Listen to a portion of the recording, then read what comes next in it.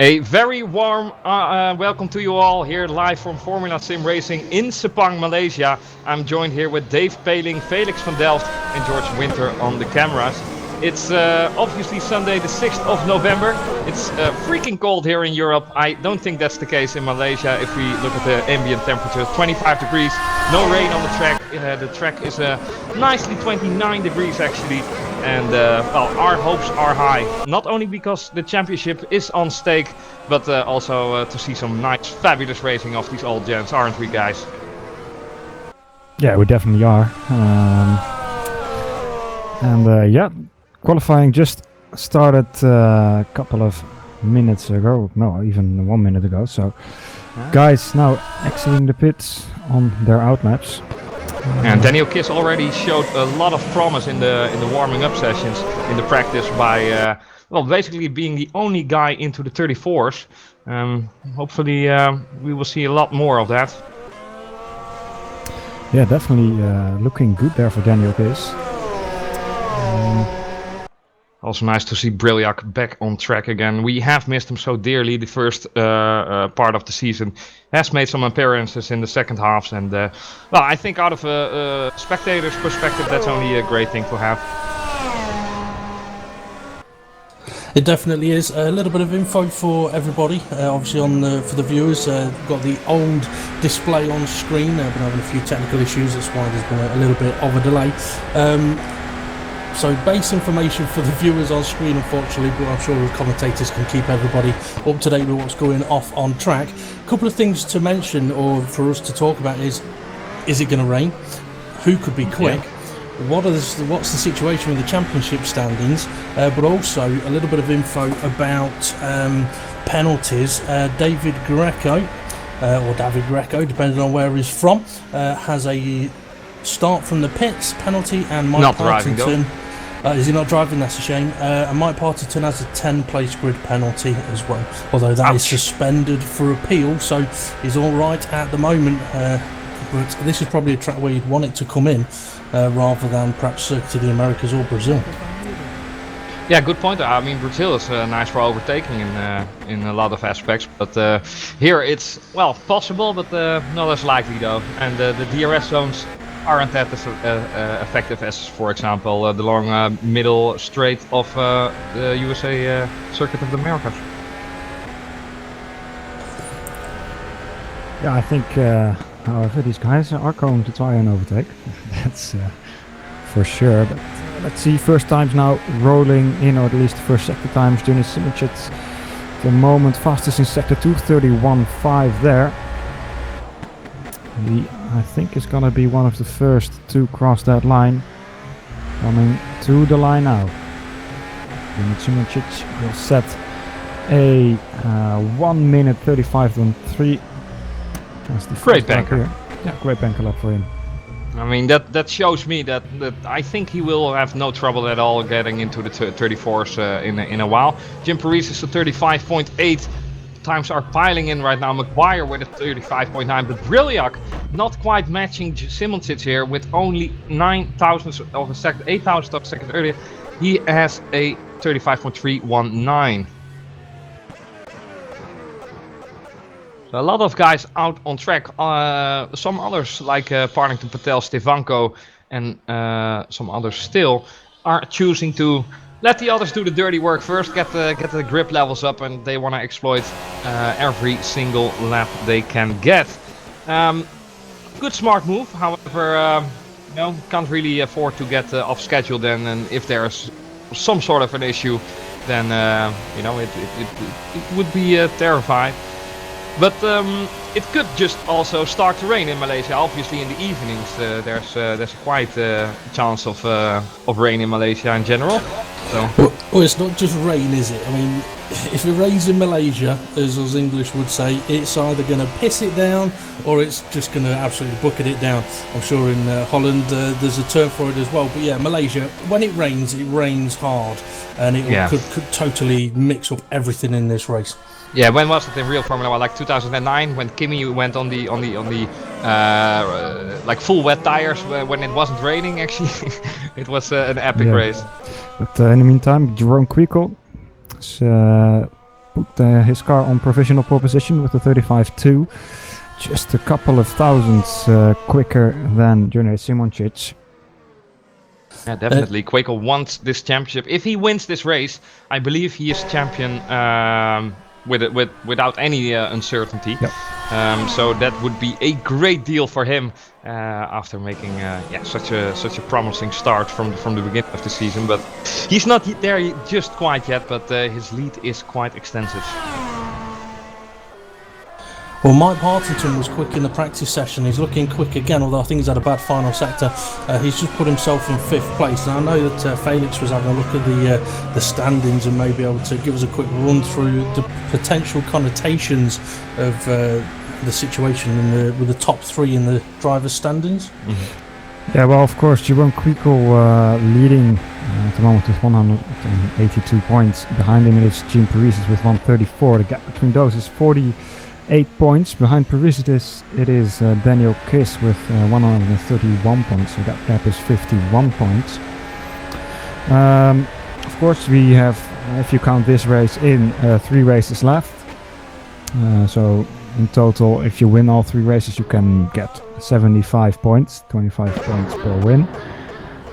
So if Jeroen Quickel wins this race, the gap between him and Paris will be more than 50 points. So Paris will not be able to, in any sort of way, catch Jeroen Quickel in America and Brazil. So Quickel just needs to win or make sure he finishes in front of Paris, and probably also Kiss. If he DNFs, then it's going to be close in the coming 2 races.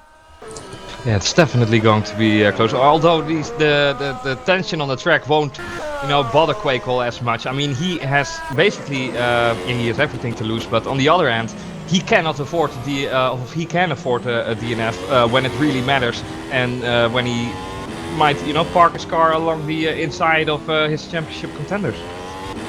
True. But yeah, that's. Maybe not the way Quickel likes to win. Well, something that may have an effect is if he's aware of the situation he's in, but he approaches this race in a cautious manner, it could backfire and a DNF could occur. It's one of those situations where really he's got to ignore it. We're going to talk about it, but he's got to ignore it and go for it. Some interesting info from the World Championship this season. There has been no back-to-back winners for the whole of the championship, World Championship season, which I think that says a lot. Yeah, it does. I mean, multiple different winners. I mean, Paris, he's won 2. Quakel's got the most amount of wins with 4, I think it is. But yeah, no back-to-back winners. If Kiss wins here today, he'll be the first. Yep, true. Yeah, and let's see if he will. Jeroen is on the attack quite dramatically. He's sliding his car around, and he is definitely not on a banker lap. So it's interesting to see though. You instantly see these kind of twitches on the steering wheel. He actually knows where the maximum is, and it's so beautiful to see in the driving style of a guy like that. First sector not his best though at the moment. Brewer is taking the lead. Sorry to undercut you. 35.1 for him. Nice job, Daniel. Yeah, great lap from him. Now missing the inside curb a bit. Now coming to the second sector marking, sliding a bit there through the hairpin. It's not gonna be too good for his lap. Still about the same as his lap at the moment, so it's all gonna be in this final sector sliding around. Look at that! He's almost drifting here. Wow, and this is absolutely driving to the max. I don't think it's as fast since the wheel spin doesn't provide good traction. However, he is gonna complete the lap, and with a nice drift through the last bend, he will complete his lap. No, that's actually pretty tidy. Let's see what it brings him. Yeah, there we go. Over the line. Not enough. 10 out of 10 in terms of style points, though. Yeah, fastest last sector, by the way. 38.9. And I'm sure that the dad, the father of Jeroen Quickel Senior, is watching and thinking, should I, lend him my car the next coming week after seeing that, might not be such a wise idea. But, one of those situations where if your own says, "Dad, can I borrow the car? I've met a girl. I want to go out on a date." No, son. I've seen how you drive. Yeah, No chance. exactly. And but he still has to well get some laps in there. He has 2 more attempts to well potentially get in there in terms of Daniel Brewer's time, who is well, I haven't been there in a couple of weeks, months basically, but he's doing a fantastic job. Brewer is. Well, he's sitting in for Kuba Brzezinski for last race and this race. Last race didn't quite go to plan for him, and to be honest, he's not had a lot of practice for this event. So to be sitting where he is at the moment, he's probably as surprised as everybody else. But Breliak's just gone and picked him for pole. Yeah, but I am happy for Daniel. It's nice to see talents like that develop and get the confidence in there. It's where we all started and where some excelled. And then Quakel is a perfect example of that. Breliak, though, showing those rookies that the established order has not yet lost its touch with the steering wheel. Look at that, 35.004. It's now the wait for the first lad to go into the 34s, and we already have seen that Daniel Kiss was able to do that. It's gonna cross start finish line right about now. It's only an out lap, so he cocked up a lap earlier. That means he only has 2 more attempts, Kiss, including this one. So, going through the first 2 and 3 turns, pretty good. So to see, let me go, coming to the first sector marker, what will it be? George Okay. Manusakis nearly stationary on the track, maybe trying to get a great gap there going, but fortunately the event wasn't on a quick lap. Daniel is looking good so far. 1.5 tenths up on his own time so far. So let's see, coming to the hairpin now. Knocks the insider a bit and almost loses the back end of the car there. Not gonna help him in the second sector, and indeed it hasn't. That's gonna be key for this last sector. If Daniel wants to get into the 34s, well, he's gonna have to put down a 38 in the last sector. It's gonna be difficult, I think. Yeah, and already taking a lot of momentum out of that corner by sliding about. However, he is giving it everything he's got, which is nice to see. Simons across start-finish line as well, and he is starting his 3rd attempt in, well, gaining position P5 for the man himself. So I was just about to cut in for a second. Michi Hoyer, purple sector 1, personal best sector 2, but he's just gone and lost it at the start of sector 3. Chance of a good lap gone. That's unfortunate for Michi. Already also a driver. Ooh, and he's not aborting his lap and, well, getting is now the sandbox.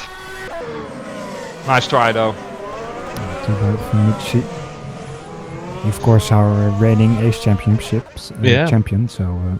But we see here that the line of balance is a very thin line indeed. We see a lot of drivers struggling here to get the maximum out of it. And I hope for next year, if the track's the calendar, that we will have an well, improved version of Malaysia as well, since they have put a complete new asphalt layer in the real on the real track as well.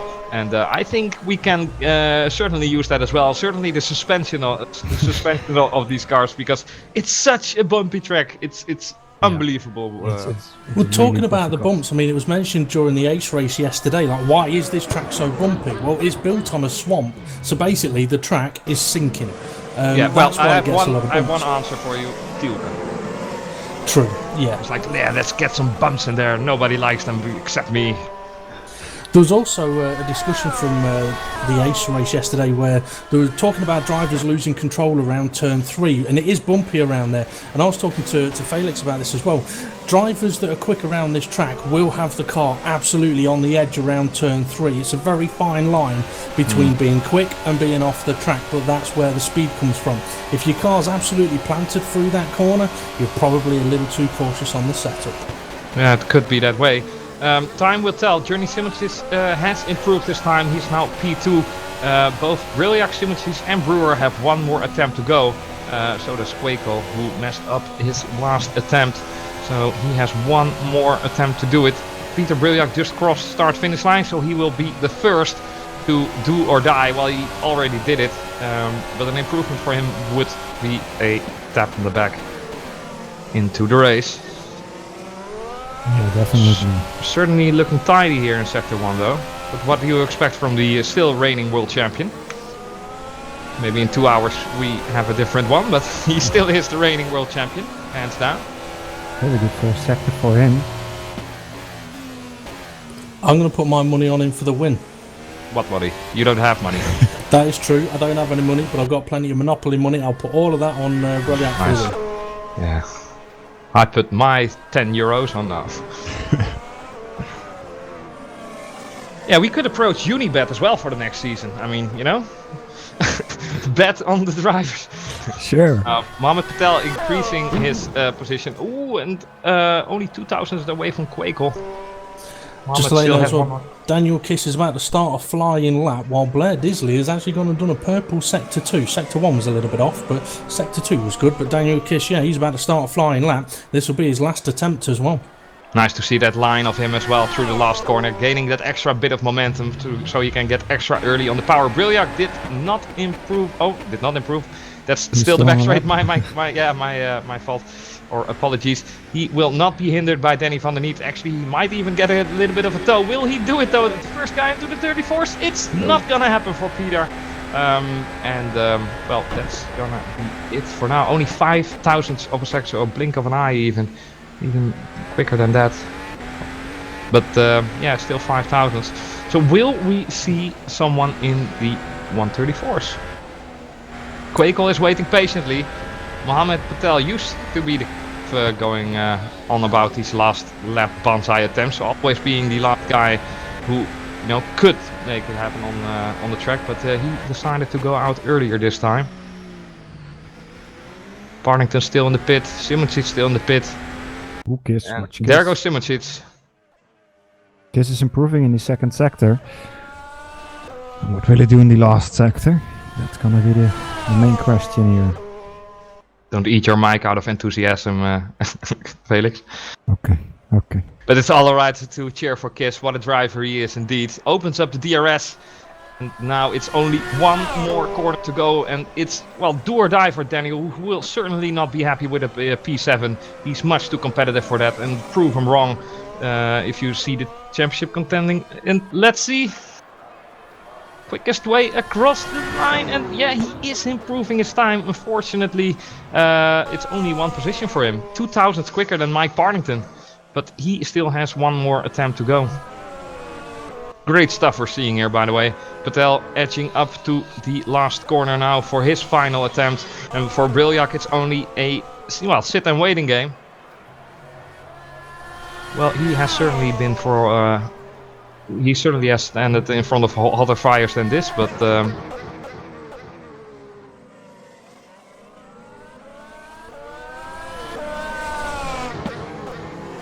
Mohamed certainly well underway in through the first corner. As the rest of the pack, like Brewer, Simoncic and Quakel, are making themselves ready for that last attempt. Teldar just crossed the first sector. Did a 24.459 there.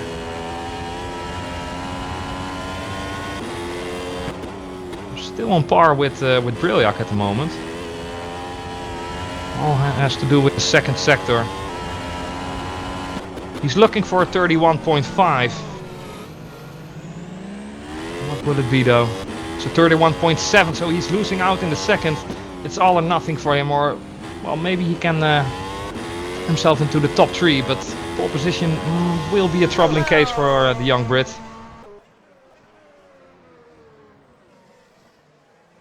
Ball on that outside curb there. It's really not helping his exit here. No, definitely. At least he's trying with everything he has.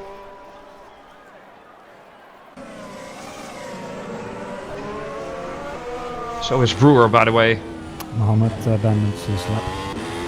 Yeah, unfortunately, but well, he made it work. Still a P5 for the time being. There's not many people setting personal best sectors at the moment. Stefanko a personal best sector 1, Sadler a personal best sector 2. But I'm wondering if the temperature's dropping or the grip's not there for the drivers at the moment, because not a lot of green sectors popping up. Well, maybe it's just the nerves actually, because the track temperature has gone up 2 degrees since the start of the session. And yeah, I don't suspect the grip has decreased since then. However, still some time left for these guys. Simonsits in the last sector. Brewer crossing start-finish line now. And he did not do it though. Unfortunate for him. Simonsits now in the last corner. His second sector was not good at all. So he is not going to do it as well. Quakel, I haven't seen about him. It's been a little bit of a messy lap, a little bit skittish. I don't know if he's going to improve. Yeah. He does pole position 34.9. Out final of nowhere. sector. Quakel out of nowhere setting the first 34 of the day. Makes his dad proud, obviously, in the living room, but also himself. What an achievement for him. And he should have had been. I mean, getting beaten by Daniel Brewer is not a shame or anything, but you know, you do feel a little bit, you know, as a championship leader, that you cannot afford stuff like that. But at the make or breaking point, he certainly delivered. And what a time with a championship on stake by beating the reigning world champion by only a blink of an eye, 30 thousandths of a second. Well, obviously, Messi is quick in both senses of the way I mean that. Daniel Kiss, one of the championship contenders, he's going to start 7th, while Parisis, he's in 15th. Ooh, yeah, that's gonna be difficult for Parisis. I think the only way for him now is to get a really good start and make sure his first stint is as good as possible, and then maybe challenge Quickel. If Quickel is in front, challenge for the win. But it's not looking good for him so far. We're certainly going to see a nice bare knuckle fight amongst Brilliac and Quakel, I think. And hopefully Simonsits and Brewer can mix themselves in there as well. Turn 1 was a little bit messy in Pro earlier today. Was it? I never noticed. Well, no, probably not, because you were, you know, P1 in the first corner, but no.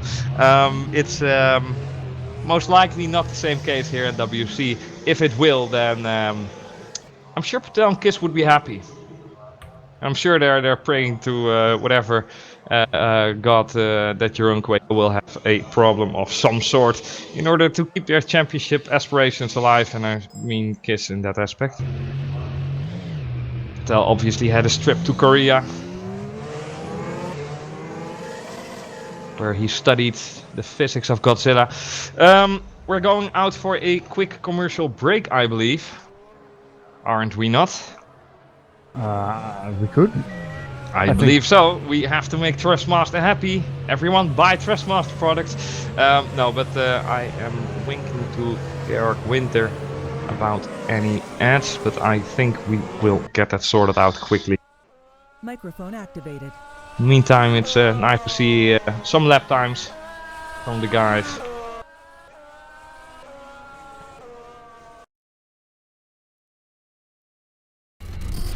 Hey man, I got that new TMX Thrustmaster wheel. It's going down. Xbox One? I can't wait to play when I get home. Yo, let me play. Yeah, I play first. Yeah. You know, I'll race it for it. Well, I have a hand.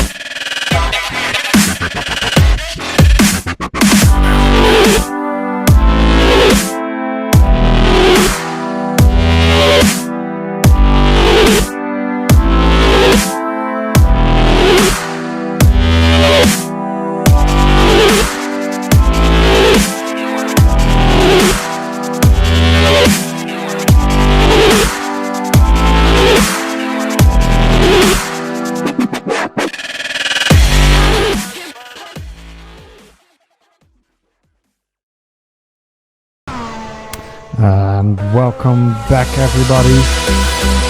I hope you all enjoyed those ads and the amazing highlights video made by Felipe Giro and Giro Artworks.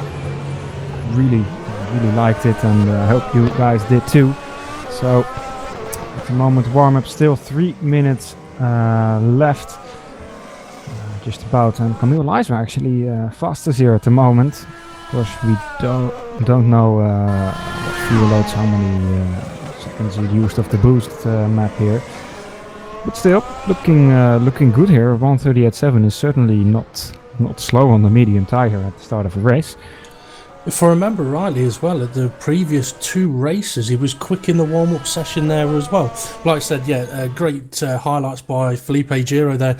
And I think Justin Sutton has said he's going to vote for Felipe Giro to become POTUS, which I'm going to put out there as it's not President of the United States, it's President of Tyres Ultimate Saving, because he was pretty good at that as well as creating awesome highlights. Well, it's certainly there's certainly some discussion in what in how serious we can take the times for the time being. However, there's always a little bit of a touch, and then suddenly you see Viktor Ivanov being slightly competitive in the midfield. However, we can assume that the 40.1 of Jerome Coekel is not to be taken seriously. If it is, he certainly has a big problem on his hands. Yeah, that's true, but let's talk strategy a little bit. Yeah, well, how many stops? 3, 4? In Ace we did see both the 2 and 3 stop. So I think when it comes to the strategy, I mean, for example, you look at Camille Leisler's time, it's probably not going to be a representative race time. Part of the reason is he probably wouldn't have cared about tyre wear on that particular lap. When you bring tyre wear into it, you're going a little bit slower. Yeah, good point. It depends for the race how the drivers go about it. I mean, for myself in the pro race earlier, I was like, I'm not even going to look at what the tyre wear is or the tyre temperatures. I'm just going to race it as hard as I can. But it hurt. Whereas if you've got drivers that are going to look after them a little bit longer, you could easily see 2 stops. 3 stops, it'll be doable, but it'll all depend on traffic. Because if you come out in traffic, you can easily get stuck. Exactly, and that means increasing your steering angle, increasing the amount of pressure on the tires. And I do think that a lot of tire conservation can be achieved by the turn 5 and 6, the S's, so to say. The quick left and right, where you might be able to do a little bit of flat stuff on an emptied out fuel tank. However, will it be the fastest way to go around? Because this track is eating away on the tires. In heavy breathing for Pirelli on that aspect, but definitely is. Is it alright, guys, if I quickly try and go through some of the constructor standings in the next 30 seconds? Obviously, yeah, sure. It is. Okay, Origin from Row Racing leading the way on 303 points, followed by Thrustmaster Twister Racing on 281. Go Speed are in third on 150 points. 3 points behind them is VB Madcape. Avid Chronic Racing Team are on 97 points in 5th place, with Musto Racing in 6th on 91. Netrex Grand Prix on 71 points, then Aventa Pescara on 52. Go Speed Engineering on 41, closely followed by Aventa SimRacing on 40, Brem GP on 32, Born to Win on 8, and Scuderia Basilia, they haven't been seen for a while. Yeah, unfortunate, because the aspirations of David Junt were so clear, and then obviously Brem Grand Prix took over. However, I didn't see Carlos Martin today, or any of the chaps. However, it's almost time to race, and it's time to bet your bottom dollars up who your favorite driver is. I actually have no idea what's going to happen in turn 1, and I'm pretty happy about that. Did see the practice start of Peter Briljak, and it was filled with a lot of rear tires spinning and a lot of smoke. However, will it be quick? Will he set his traction control override system in a way where he will be the first off the line? Maybe. Another thing to take into account as well is the dirty side of the grid. Clean side, dirty side. I mean, Felix, what's your thoughts on the difference of grip there? Well, I think the dirty side does give a little bit of a disadvantage, but eventually it is the inside line into turn 1. Becomes the outside into turn 2. But Yeah. Personally, I would like to be on the inside line, actually. Yeah, but Quakeold does have an advantage in a sense. However, if Peter makes a great start off the line, and it's an open game, an open dive perhaps for him into turn 1. If they both cock up their starts, it might be Journey Simracing waving them both past by and taking away the lead into the first corner. It's gonna be an interesting one. Yeah, definitely. Just to update everybody with the weather status. I think it probably is not gonna rain. The percentage at the moment is about 16% chance of rain, and that will increase in the coming hour to about 33%. But it's something, It's something. With the hands on top of your head, like it's something. It's 33%. It's 1 out of 3. It would be a great epic spectacle if we would have rain during the race. We haven't witnessed that, I believe, in the history of Formula Sim Racing since we introduced live weather. We have. did. Yeah, World Championship at Spa. Yeah, okay, but then it started raining at the start of the race. But wouldn't it be nice to have it, completely miraculously going out of the skies, where there are people that still have to make up a lap on the slicks, whilst it's next to impossible actually. Something is it starts raining now. Oh god, if it started raining now, that would be rather mean for the drivers. Now, one thing I can say is I did a practice session a few days ago, and the weather came in very quickly. I mean, literally, it was okay one moment, the next minute it's like, hang on a minute, the car's filling up. I pulled over at that point because I wasn't going to be... I think Dave just lost the Dave internet has connection. left the building. Or his mic. Poor Dave. Mic died. Rip. Yeah, rest in peace, Dave. We will always cherish this will. No, okay, that's bollocks. Back to the action, though. We certainly hope Felix is rejoining in a moment. But for the time, we have to do it with these two Dutchies here. Jeroen Kwekel here in first position on this warm-up lap, trying to do everything in his way to get his tires and also his brakes to optimum temperature and working temperature. However, it's gonna be the longest wait for him in terms of sitting stationary onto the grid, but he's doing a nice job in letting everyone catch up by driving rather slowly at this stage, just like Lewis Hamilton is doing. And I do think we have established contact again with Felix. Are you here, Dave? I am, yeah. I don't know That's what happened there. good I got stuff. disconnected from everything. I just don't know whether I should rejoin the server or not. Yeah, sorry, I DDoSed the wrong person. He wants to be Peter, yeah. but sorry. No, not Peter. Oh, who? I don't know. I don't know. Is Chats Pantelis Racing? Joking. Jeroen Kwekel here. Last corner. Peter Briljak sliding up as well. And look at that stuff from Kwekel. The grid is actually packed up together. And Hodas, well, can almost touch the rear wing of Danny. So, short wait for everyone. Yeah, There he is. In the good spots. There he goes. Kwekel driving for the championship. Peter Briljak already knows he's not gonna be champion again this year, but he is certainly driving for the win, and that's where he will get his power. And we are waiting for the lights to come off. It's gonna be an epic 56 laps here in Malaysia. The lights are going out and Kwekel is on the way, but he doesn't really have a great start. Simracing though on the outside is gonna make a run for Kwekel, defending here from Briljak. Briljak in second position, still Kwekel on the inside, and Journey Simracing on the outside might be able to stick it in there in turn 2.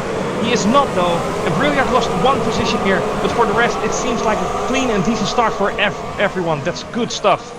Great start we're seeing Daniel here. Kiss has got himself up to 6th place. So good start for Daniel Kisterburn. Kwekel there defending very well from Journey Simracing and Peter Briljak into turn 2, turn 1 and 2. So the rest of the field indeed clean on the way. Unfortunately, Danny van der Niet had some problems, I can imagine. However, that's not so relevant at the time being. James Sadler fighting with Victor Ivanov. There's all fights about the track in the first laps. How can you imagine otherwise? Camille Liswa here on the inside of Jim Parisis. Ooh, they almost make contact. However, Daniel Brewer has spun. Daniel Brewer has spun whilst he made contact with, I believe, Ardington. Complete racing incident, I believe. I didn't see the complete picture, but it seemed like a racing incident. Both parties wanted a bit too much of each other. And what a first lap this has been for so far. Contact was with Michi Hoyer, just to update you. Just to let you know as well, Jim Parisis has had a great start as a Born to Win car is off in the background into the barrier. That could be damage. Jim Parisis is under attack by Camille Liswa, I think. Jim Parisis, watch Jim Parisis. That got very, very close, and it's still close. But yeah, Jim Parisis gained 6 places on the opening lap. He's just about to lose one. Yeah, Liswa should be able to do it here. Remember, no DRS for the time being, only after lap 2. So here he goes, Camille, on the outside, which will become the inside, but he has to outbrake him by this point, and he is giving it everything he has, but he is not really alongside. That's not gonna work, Camille, but that's all to do with the great defending capabilities of Jim Parisis here. Definitely not born yesterday here, the Greek. And again Liswa here on the outside, he tries to go. It's possible here. Here we go, very late braking. Great driving from the both of them, but it's the traction there that's got some slow. But this is perfect driving, absolutely amazing, and they make contact. That's way too aggressive for Camille, and definitely a pushback for Jim. 1-1 on that aspect. Will Jim let him go? I don't think he will. Ooh, they make contact and they're spun around. Circles, this is not a good way to settle your problems and differences aside. I mean, Jim, you know, was a little bit too over-optimistic. But here they go again in a drag race up towards the next corner. This is absolutely crazy. And there we go again, Jim versus Camille. And yeah, there's they make contact again. This has gone into a bare knuckle fight here, into the, I don't know, botsautos, however you want to call it. It's extreme. And Jim is livid, I feel. He is not a happy Greek. He is not dancing to Zorba, the Greek, at the moment. Yeah, all the way down to 18th position now, so definitely cutting his chances of getting a win here by well, at least 50%. Jerome Quickle still leading the pack here. Now I'm gonna get some amounts of breath outside. Anyone in for some? I mean, this is absolutely livid stuff, and you would almost forget the great start of Simoncic here, trying to you know, impress. And obviously I admire his driving, and he certainly deserves a win. However, nobody gets it on a silver platter and takes it home. But it's nice for him that he made up 1 place, and he has Briljak in the rearview mirror, so he can't really afford to slow down as well. But we're up for a great battle here, and after almost 3 laps, Journey is still 1 second, only 1.0 second behind Quakel, so it's not going to be an easy drive through the park for Quakel here. No, definitely not. 9/10 now. DRS is enabled if he is able to stick it within those 9/10 in the next couple of sectors. Well, this is where it could help Quaker to push his tyres a little bit and break that DRS, because if he can do that, then Simoncic will be under pressure from Briljak, and that's a battle that can brew on that one. It was Adam Maguire that had the damage. He had to pit. He's actually now DNF'd. So unfortunately for Maguire, he's now out of this race. Yeah. And the battle between Camille Liswa and Danny van der Niet has gone out as well with suspension damage. That's rather unfortunate for the young Dutch guy.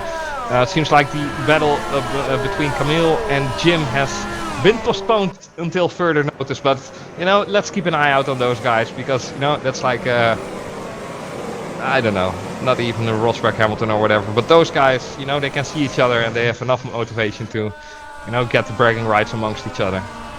Ivanov has just made a nice move into turn 1 on Cameron Roger. Cameron Roger being a pro driver that's sitting in this WC race, and just behind them you've got Martin Hodas coming under a little bit of pressure. But up at the front, Petr Briljak in 3rd place.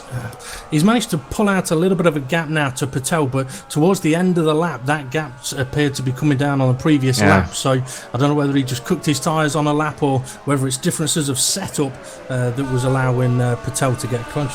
Yeah, good point there. Also for Cameron Roger, he is probably having a laugh because knowingly he drove P10 a lap ago. I believe he would have signed for that during the start of the race. So it's already a nice show for him. And as long as he can keep the car on the road, anything is possible. We have seen stronger World Championship fields, but as I said, that he's just going a little bit wide there. Journey Simonsits now in the DRS zone, but without the advantage of the drag reduction system, because he is 1.1 seconds shy of Quakel here. Brilliant does have the DRS, and you see him closing in. Yeah, definitely, and locking up at the most slightest amounts in the last corner. But yeah, he's certainly gaining time towards the back of Journey Simonsits.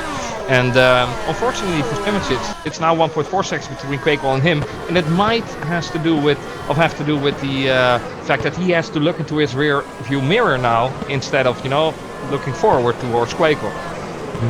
It was certainly the other way around the first few laps, but then, you know, maybe the greatness of Quakel comes into play, because he's instantly losing 3/10 in the last sector. A little bit further down the field, there's still quite a big battle of about 4 cars going on with Valeriano, Norbert Leitner, Erik Saxon, and Manusakis. Quite a lot of cars stacked up pretty close to each other. Erik Saxon almost lost it there on the exit of turn 4. Something tells me, if I look at Peter Breujak's address's car, that he is driving very well conservatively. He's not, you know, he's like on a schedule, it seems.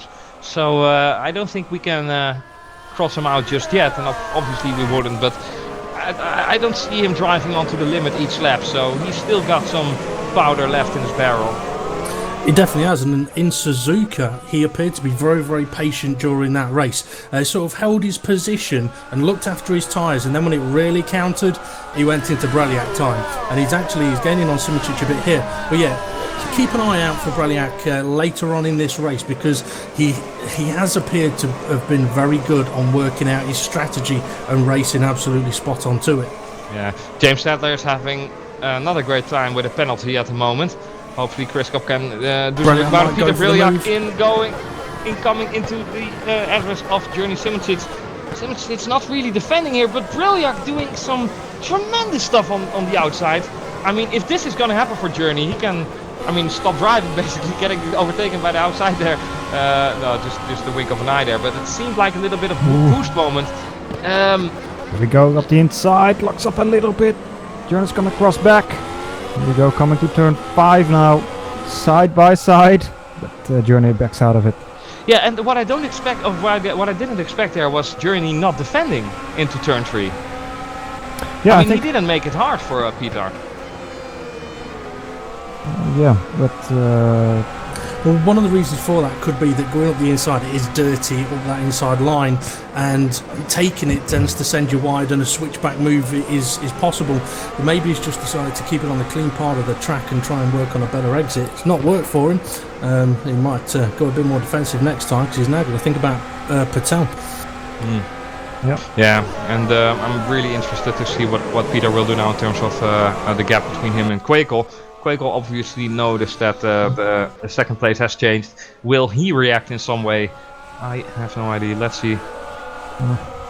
Anything but predictable this race is for the time being. Definitely that fight with Camille and Jim, that was not so good for them both. But sorry, that fight with Camille was about to carry on with Leitner, but Camille's just ran wide and let Prix through. Well, there you have it. Part 2. And Paris is now just behind Lissoir. So getting really close here in turn 1 to the back of Journey Simonsits. If he gets a good exit, he could maybe try it to inside, just like Breuyak did.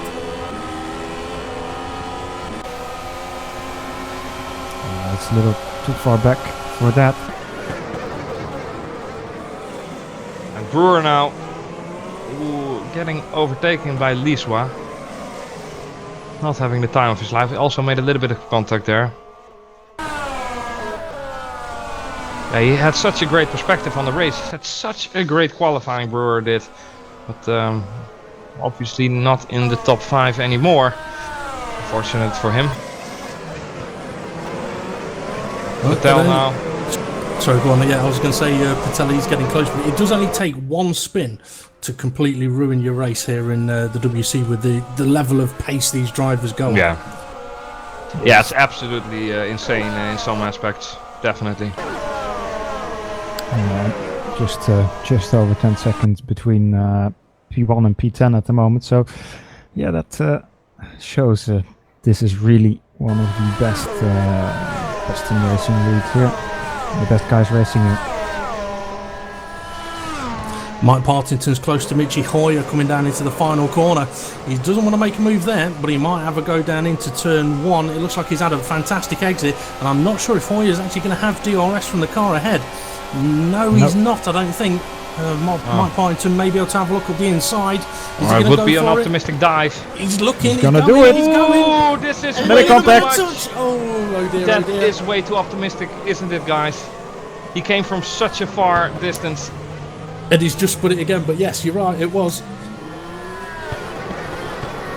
I mean, I admire some optimism in all respects, but that was a bit out of the blue, too dark, and Hoyer already gave so much space. Well, accidents happen though, but could be worse. I mean, we have seen much worse this season. At least he tried. Yeah. Well, if you don't shoot, you don't score. 12th place, Martin Hodas, he's coming under a lot of pressure. He's got 5 cars right up his gearbox with difference of compounds as well. Hodas being on the medium tyre. Let's see, Valeriano behind him on the primes, Leitner behind him on the primes, and those two are really, really close. Oh, don't make contact. I think Leitner may have a look up the inside into the hairpin, but he's also got John Eric Saxon trying to round the outside on him on medium compound tyres, and they all decide to form a little line and go for the corner sensibly. Saxon though really close there amongst Leitner. Cannot do it here. Slow driving Valeriano in front of Leitner. He might have made a mistake there, but still going about. Still fighting it on with each other. Martin Stefanko still in P5 there. Best ever. Look at the gap. Sorry, look at the back gap from Kvekel to Breliak now. Yeah, it's 1/10 every lap that has been cut off by Breliak the past few laps. So, you know, continue on in this fashion, and in 17 laps time you've got him. You know, I mean. Well, that's what it's all about, isn't it? I mean, it is Martin Hodas, Valeriano. What's gonna happen there? What was happening there? Maybe not much. I saw something flickering. My bad. No worries. Yeah, we're getting close to that point now as well. Talking strategy again. How long are these tyres going to last? 12 laps? 14 laps? Ooh, somebody's putting It's Saxon. Saxon is driving remarkably slow. What happened there with John Eric? Actually, I've turned 3. Is it a doorbell? Is it? He just slowed down. He just spun in literally turn 3. How's that possible? Turn 3. Well, as Dave said in the beginning here, if your car is on the limit there, especially when you're in the dirty air, it's oversteer. If you're just too much on the throttle and in the dirty air, as it was with who is that, Lombard Lightning, it is easy to lose it, especially with the bumps here also. Now we have seen a lot of 180s and even 360s now from John Eric, and I do think the counter is on 5 or 6 even, with all these crashes and bashing of everyone physically about. 1.5 now the gap, by the way, between Breliak and Kvekel. Kvekel might be driving. Sorry, Patel just nearly clipped the back of Simoncic. Sorry, he's getting very, very close, but I think he's getting very impatient as well as Partington's just overtaken Ivanov. But yeah, Patel, I think he needs to just reel himself in a little bit, be a little patient, get a better exit out of the final corner, and make an easier move into turn 1 rather than trying to close the gap in on the brakes. Patience is often asking for the moon in terms of racing drivers, but those who can be a little bit conservative might be able to, you know, get their chances sorted out. On the other end, some well-timed aggression is, well, good now and again. And also the first pit stops now starting. Camille Leisner going back to the medium tire again. And John Eric Saxon has actually disappeared from him. Yeah, that's unfortunate. Yeah, he is our next retirement, unfortunately. Number 3 of today after Maguire van der Niet. Saxon is the 3rd. 1.4 now between Briljak and Jerome. Peter Briljak is definitely pushing just at a purple lap, the last lap. And, better first and second sector. Manusakis spun. Manusakis spun as well. Oh, a lot of guys here. Making mistakes. Ooh, but he got pushed around by Brewer. Ooh, that's like an American police car tap.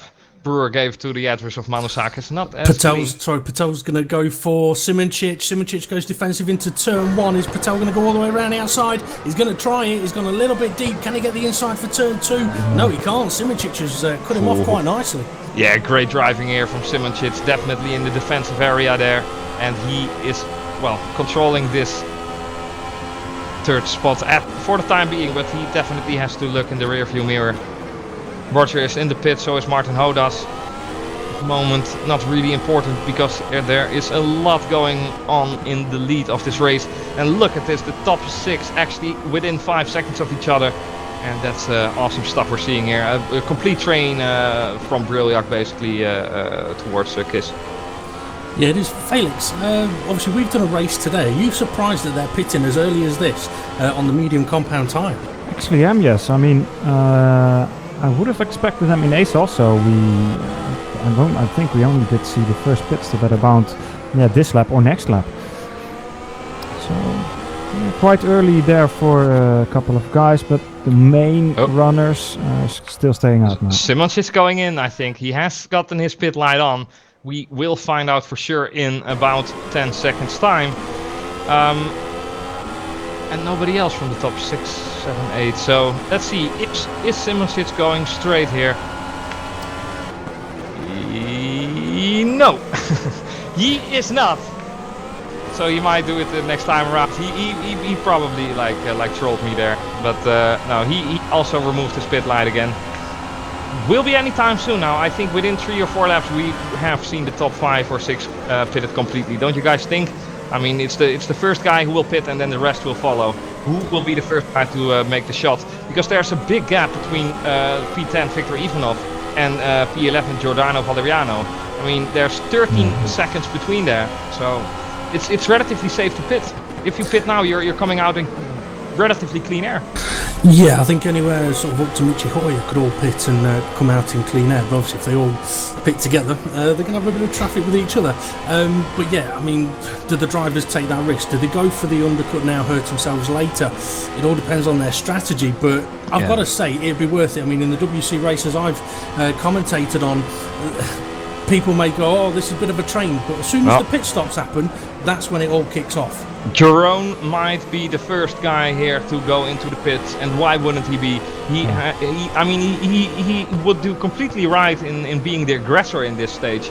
I mean, he comes out on a fresh set of rubber with Peter Briljak and Journey going 1 lap further. Might be that Journey is gonna follow him. I don't think Peter will. Might be the case that will be an advantage for Peter later on. However, I do think that Jerome is going here. Let's take a look, guys. He's braking early though.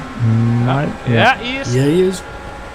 That means that Peter Briljak is our leader of this race for the time being.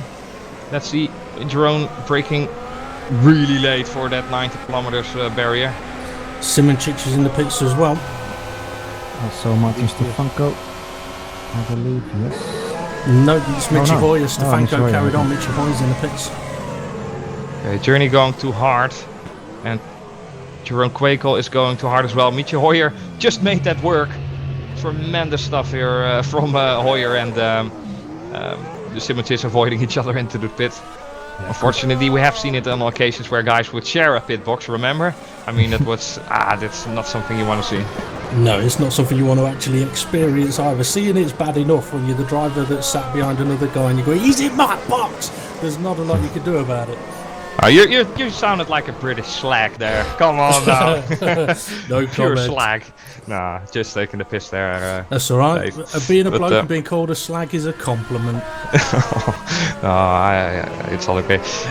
Peter and Mohammed Patel are, well, most likely not as happy as they could be. However, it's only one lap of an advantage. I am really curious to see where he will feed out into compared to Jong Quakel, because you know it's 18 seconds now. Quakel not having the best of times still, but he is half a second quicker in this in this sector alone on Brilliac, so he's gaining, well, light years basically in race terms, considering 1 second is a light year. I think Brilliac is going for the pits. Yes, he is. He's in. Otherwise he would lose another 2 seconds the next lap, so obviously he wouldn't. Where is he going to in terms of tires? And what is Patel doing?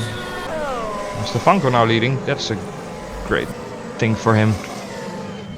Yeah, he's taking the long Patel, game here. yeah, Patel going to hards. Wow, it's a complete train here.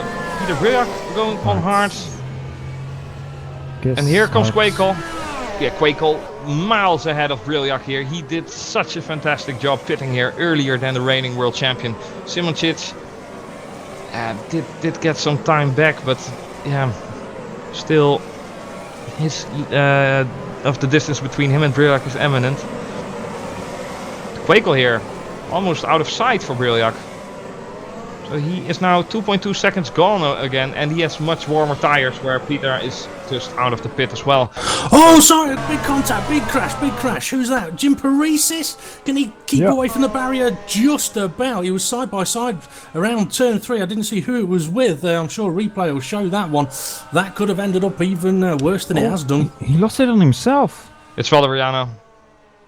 He lost it on himself. He was on the outside, hit the bump, and then just oversteered into Valeriano and then into the barrier.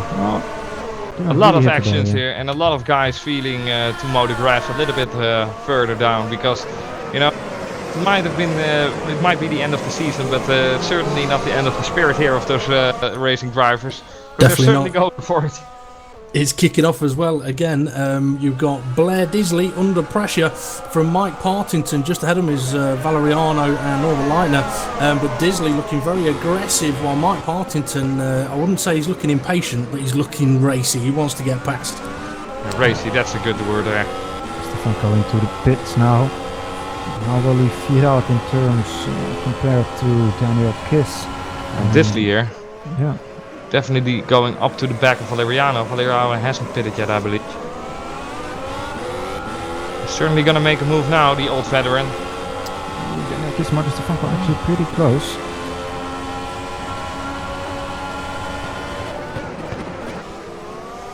Partington being racy indeed on the outside of Disley. It's not going to happen here though. Ooh, and Disley is ramming! There's no other formulation for that. He literally rammed Valeriano there. He gave a really hard tap in my screen.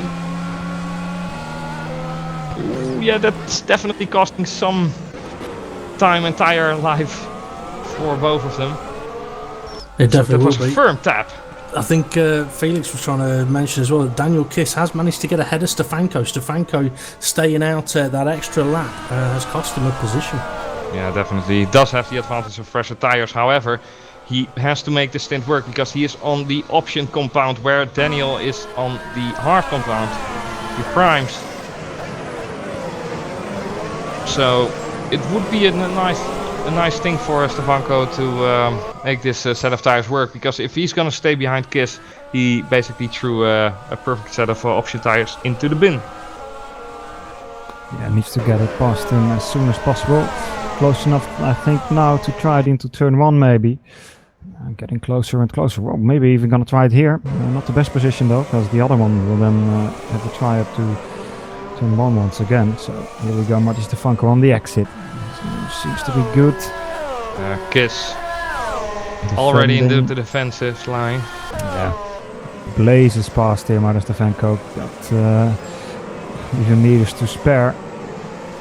I think we may have Disley v Partington round 2 going on into turn 1. Disley close with the DRS. Partington's got it as well, but Disley having a look at the inside, decides to back out of it.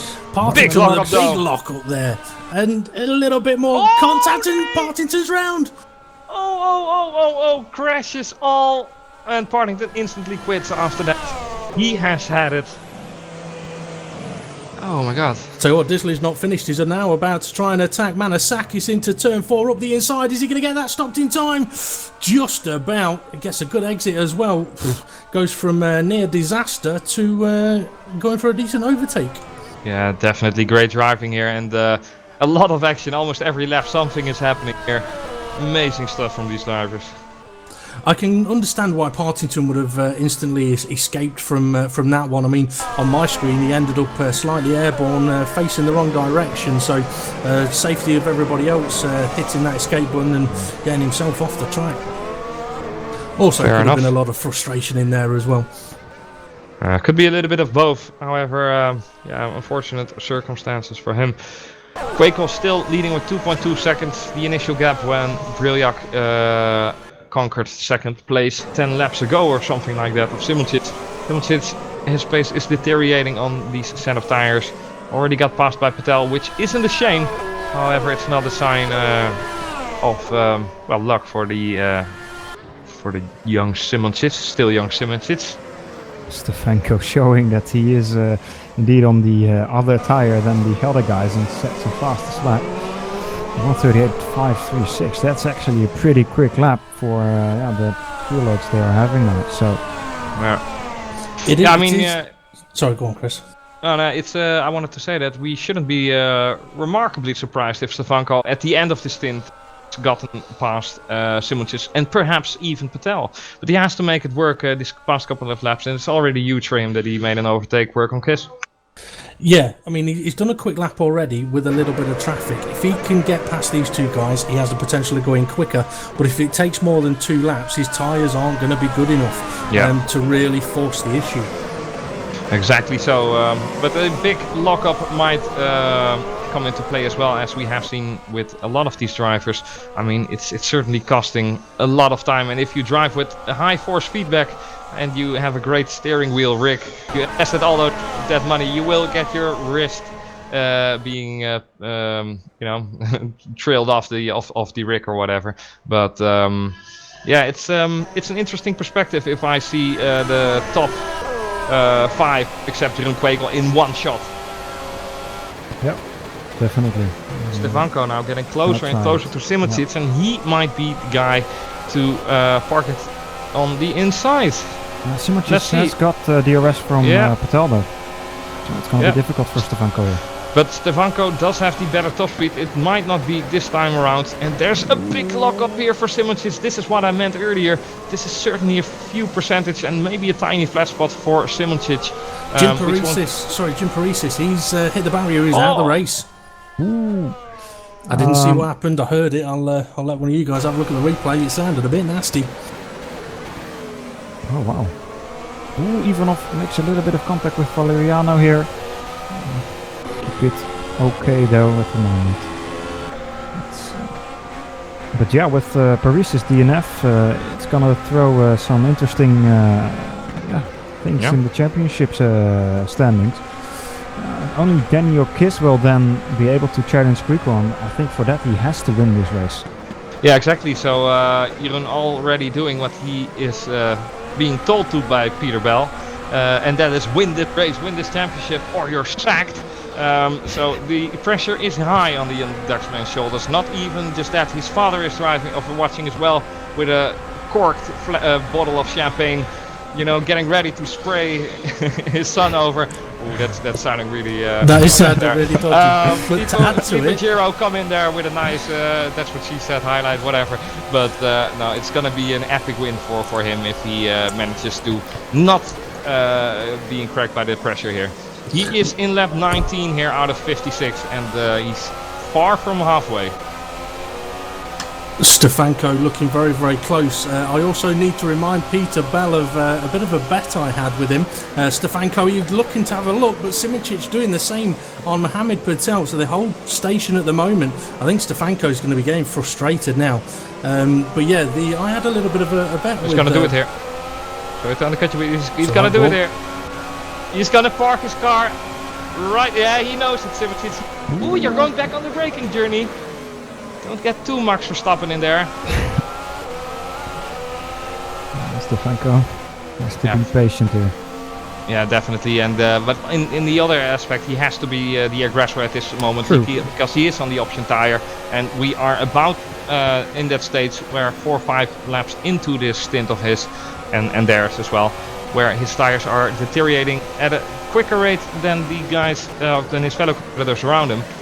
However, yeah, he still has it in him, but he has to make it work now. Like you said though, he could end up throwing these tyres in the bin because Daniel Kiss, who he passed a number of laps ago, is within DRS range of him. So Stefanko, he's got to get a shift on. Yeah, he's certainly trying, and he still has 1 or 2 more laps to do it, I think.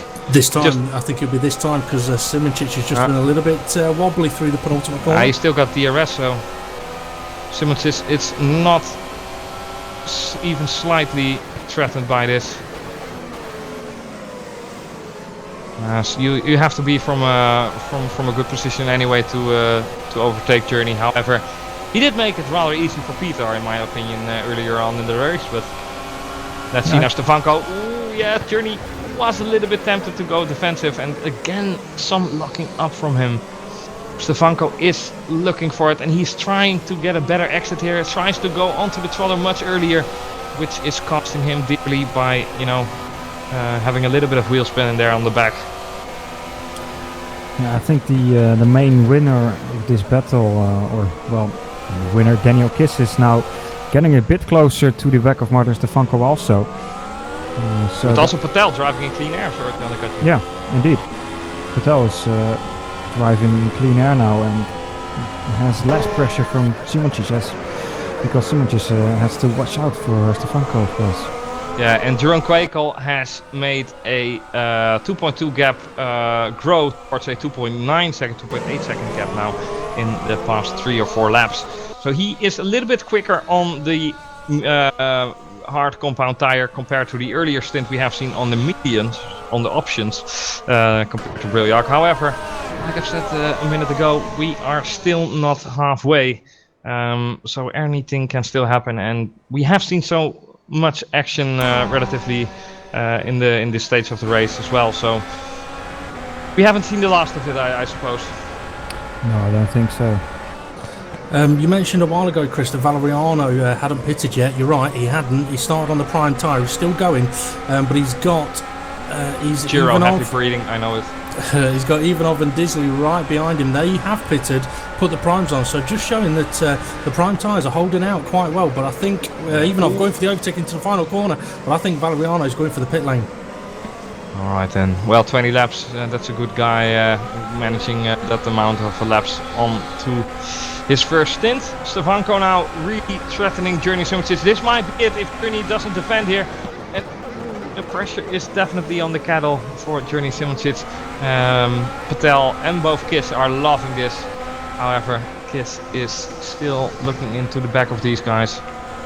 But however, he will not have the degraded tires that these guys have, because we have seen a lot of locking up from Journey Simicic. We have seen a lot of extra energy that Martin Stefanko is putting into his tires. So I don't think those guys are the guys with the freshest tires compared to Patel and Kiss. The Patel and Kiss are definitely playing the strategic up game here, whilst Simicic and Stefanko, well, maybe could time their aggression a little bit better. Yeah, definitely Kiss is doing, I think, well in not trying to attack Stefanko at this point. I think he's just waiting for either them to make a mistake to fight it out, or to get along with Stefanko maybe after he gets past Simicic. Yeah, well, as long as Stefanko isn't lagging like he did in the Pro broadcast this earlier today, then I think it will be alright on track. I mean, we have seen some incidents this year with lag-related issues, and that's not something you want to wish upon anyone. But yeah, it's still electronic racing through the internet, and you know, if your sister is going onto YouTube whilst you're in the middle of a battle, joking, sliding into the pit, that is not with consequences since he's in P11. And he also started on those prime tires, so his first stop. Brilliak still staring at a 2.9 difference between Quakel and himself. And the gap between those two guys and Patel and the rest of the gang in the Wild Bunch is forming steadily. Basically a small 7 seconds between Patel and Quakel here, leader of the race. And, don't see that being decreased soon. However, you know, never say never.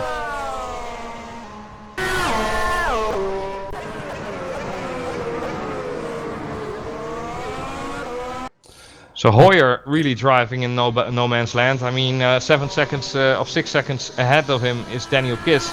13 seconds behind him is Victor Ivanov. Still driving on a 7th place though, the young German Michi. And yeah, he might be able for some nice.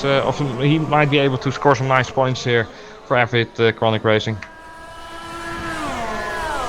Bit of info for you two guys. I've just seen on YouTube that the replay's not working with the backup overlay, so unfortunately the viewers haven't been able to see any replays, but trust us guys, some of them you won't have wanted to. Few conversations going off on there, but either way, I mean, this race is absolutely fantastic, and I'm sure there's enough of the drivers out there that do their own videos, as I think Stefanko getting close to Simincic again. Yeah, a few of the guys out there do their own videos, so I'm sure you'll be able to catch up on what's kicked off on there. But also Felipe Giro's doing another highlights video. I'm sure we can persuade him to put a bit of action in there for the viewers. Most definitely, and definitely after he has won today for, I believe, the 2nd or 3rd time in his in this year. I think it may 2 races in 2 wins in the last 3 races, I think. Yeah. It's like his 2nd win, and Singapore was the 1st. For now though, the gap between Peter and Jordan is still 2.9. Those guys are absolutely identical towards each other, and look at the last few laps of Quakel. 38.9, 39.0, 39.0, 39.0, 39.0, 38.8, 38.9. and Brilliant there, yeah, basically the same. It's remarkable, the precision that Jeroen Quakel has. It's almost like Max is driving for him. It definitely is. Something to think about, guys. Stefanko being on the medium tyre, the option tyre, he's going to have to pit again soon, and when he does, he's going to find himself with potentially a healthy undercut depending on where he comes back out on track. 28.5 seconds behind the leader, add 20 onto that. Currently, bring him out in traffic, he needs to find an extra couple of seconds over Victor Ivanov. Well, what's interesting, by the way, is that the top speed of Quakel is 7 kph higher than the top speed of Vidar. So I think we can assume that Vidar has less trouble going about in the 2nd sector than in the 1st and 3rd. And I do think that, and I do suspect that he is up for a little bit more downforce than Quakel is.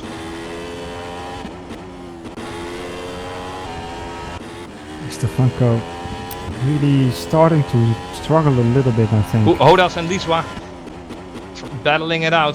Hodas will not have DRS. Liswa will, because he was in the DRS detection point earlier on. However, Hodas with a crooked steering wheel tries to go on the inside. Liswa not making it that hard, and it might be the boost that made it work for Hodas, but it wouldn't be. That's not gonna do your suspension any more good, Martin. However, unfortunate there, lad. Yeah. Must not drive nicely, but at least he's still trying, Hodas. Yeah, as long as he keeps it safe, of course, no problem with that. Yeah. So 2.4 now, the difference between Brilliak and Quakel. This lap of Brilliak seems to be a little quicker than he's done the last couple of laps. Yes, indeed, 38.4. Really starting to put the pressure on Jerome Quick a little bit more here. Yeah, indeed, and we need some action here. Whilst Stefanko is still, he's virtually stuck behind Simoncic here. That's a fair thing to say. He can go faster, but it's just, yeah, maybe not the right call for him to go onto the medium compound tire. But on the other end, he did make Daniel Kiss, he did make a pass on Daniel Kiss work though. But yeah. I mean, It's not a nice place. Sorry, to put into perspective for the viewers, why can't he get past? He's on the I mean, I'm just thinking about the average viewer who's like, well, he's on the faster tyre, he should be able to breeze past him easy. Why can't he? I mean, we all know, but I'm just wondering if we could perhaps explain it for the viewers. Well, it's purely the dirty air, but also the nature of the track. Also, it's the fast driving of Simoncic. It's a combination of factors. It's not only the tires that will give such a high advantage. Well, they do, but you still have to line yourself up, and you still have to find the gap. And the level of competition in WC is as high that the gaps are, you know, tighter than they are in relatively other divisions. Yep, I mean the corner he's going around now, I mean you'd think it's an easy corner, you get DRS, overtakes easy, but it's such a horrible corner, the penultimate one here, that you can't go late on the brakes he into doesn't there. have He's got a DRS good now run. though, he will... Oh! Stefanko, what are you doing, mate? You have to choose a side. Yeah, exactly. That was the perfect opportunity there to make a pass work actually, wasn't it, Felix? Yeah, definitely was, and he just Now he's seemed going to for it. not choose a side. Here we go. And now he goes on the outside. Easy peasy with DRS and perhaps a little bit of boost. Easy. This is his. Journey is fighting a little bit along him, but might I'm not even so sure. be for the gooder, for the better. And Journey did it. Oh my god, absolutely amazing from the both of them actually. He's going to go for it, he's going to go for it again now into turn 4 as Simoncic goes defensive, but he closes the door again. That's blocking Stefanko off there, but that was a good sign of why it's not so easy for Stefanko to get past. He's on the better tyre, but the line he had to take, he couldn't get the power down to make use of the tyre. Yeah. Nah, but that first move was a little bit obnoxious. He didn't choose a line and he could have parked it along the inside. However, he is choosing a more careful approach, which might be a greater idea. Well, I've got a theory on that first attempt. Simoncic has moved about quite a bit, so Stefanko thought, I'll go straight, he'll move out of the way, and it didn't work. Perhaps. Journey still locking up though, and I wouldn't be surprised if his tires deteriorated at the same rate of Stefanko though. Martin though is dropping off slightly of Journey, who has not gotten DRS. Stefanko has. And Kister are still enjoying the spectators game behind the two of them. Waiting for that incident to happen. But will it happen? Question. Stefanko getting pretty close here. Exit's gonna be key. His tires though are gonna be, what is it? 11 laps old now. 12 once he crosses the finish line. So, but this might be something. He's coming from far away, but his momentum is great. He is actually in front, but will he make it stick now? once again, side by side. Yeah, he's gonna do the same trick again. Simoncic is. That cheeky Simoncic. Seriously. That's what Stefanko's thinking now. Like, give me a break, Journey. Oh, and here we go again. Martin Inside. actually. That was a little bit moving under the braking from Journey, but Koenig or whatever. He might get into trouble for that after, but I mean that was so obvious and bite me Italians like Vettel did with Ricciardo in Mexico.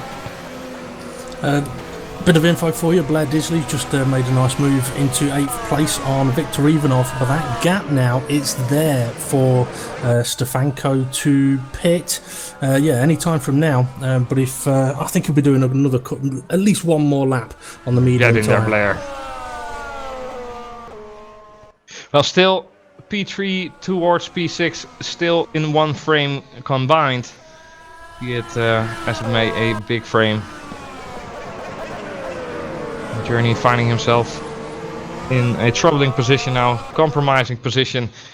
He knows that the podium might be a little bit rough because he is, well, looking more in his rearview mirrors than he is towards the front, and he is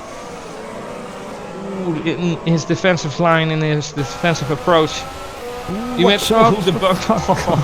Stefanko definitely wants this 4th place, however, he has to get alongside it and go into the inside, because this is the same thing again, and Journey X actually ahead at the start of the corner. And it's Stefanko still... makes sure he get a good exit here, but again, doesn't really have that good exit, and then it's gonna be difficult here coming to turn 4. And his tires are getting worse and worse now, already 13 laps in the 14th lap now, so... Stefanko pit light on though. Yep. Indeed, so... So that assures that he has to stop again, because I won't see him make 29 laps work. It could. It could. 29? It could. Seriously? Yeah. Seriously, it could. I don't think he'll do it though. It could be done, I reckon, but I don't think it'd be quick enough. I wouldn't be surprised if it's going to be a prime run, a shorter prime run with another medium run at the end, or another medium run now. If he puts mediums now, he could get a massive, massive undercut. Yeah, definitely. And a certain Brazilian driver is thinking now 29 laps, peanuts, you know? He did 27. Giro did 27 on the hard time. No, I said a certain Brazilian. But that's the I one didn't you imply meant, though, isn't it? No, of course I meant it. But yeah, let's see if he is going into the pit right about now. It does seem likely, considering his line. Yeah, he has to Needs to watch out there. Otherwise, a nice bowling sound would be in place for the highlights. There you go. That's a good lap there, braking without any tire puffs into that pit lane zone. So now the reaction of the rest of the Wild Bunch, being Simicic and Kiss, will be interesting. However, I don't think they will go into the pit just yet, because they might want to stretch this with another 5 laps and then go with hard again and not stop again. Because Stefanko is going to pit again, I think. Yeah, quite possibly, but you're right. I mean, the likes of Simicic, they can't pit, they can't cover him off straight away. Because they don't have to. Well, they don't have to, no, but I mean, the prime tyre, it's not going to go off until you get sort of lap 21, lap 22. So they're going to be out for another 5-6 laps. So Stefanko's going to have to really absolutely nail this. But this is what I'm on about. We're doing a shorter prime stint. He can take that extra bit of tyre life, because he's not going to be looking at doing 21 to 24 laps. He's going to be bringing the amount of laps down. But he has no room whatsoever, if he is not stopping again, Martin, to make any defensive or courageous moves, because he simply has not got the tire duration to play with. No, but what he has got is a healthy gap to his teammate Michi Hoyer ahead, so he's got clean air, and if he catches Michi Hoyer, who's on a different strategy, there's potential of clean air again. There's no doubt about he will come in front of Hoyer, because he still has to pit, but yeah, I think with Simicic and Kiss it will be a different story. However, he is in the clear now. I mean, he is taking advantage every lap now. It's just a matter of time until we see where Simicic and Kiss will feed out compared to Stefanko. But it's certainly interesting in all forms of aspects, and there is still nobody from the first 2 places, Quakel and Brilliak, that has blinked. Both are driving superb, both are driving, well, almost flawlessly, and that just shows you the level of competition here. If you compare both lap time charts, then you know you would almost see an identicalness of the way of driving here. It's insane, the amount of preciseness that they're applying. Okay, quite a bit of the field is spread out. Simicic and Kiss, they're obviously still quite close together. I think the next closest battle is near the back of the field. But yeah, Simicic and Kiss definitely want to keep an eye on, I think, because I think Kiss was looking after his tyres. His lies were having contact with Manasakis, who's just come out of the pit lane, I believe. That's unfortunate for him. But yeah, I think Kiss was just looking after his tyres a little bit when he was following Stefanko, who was obviously all over the back of Simicic. Yeah. Hodas in the pit from the final place here, getting lapped with his crooked driving suspension there. Did have a lot of unfortunate luck here in the season. Might be better next time around.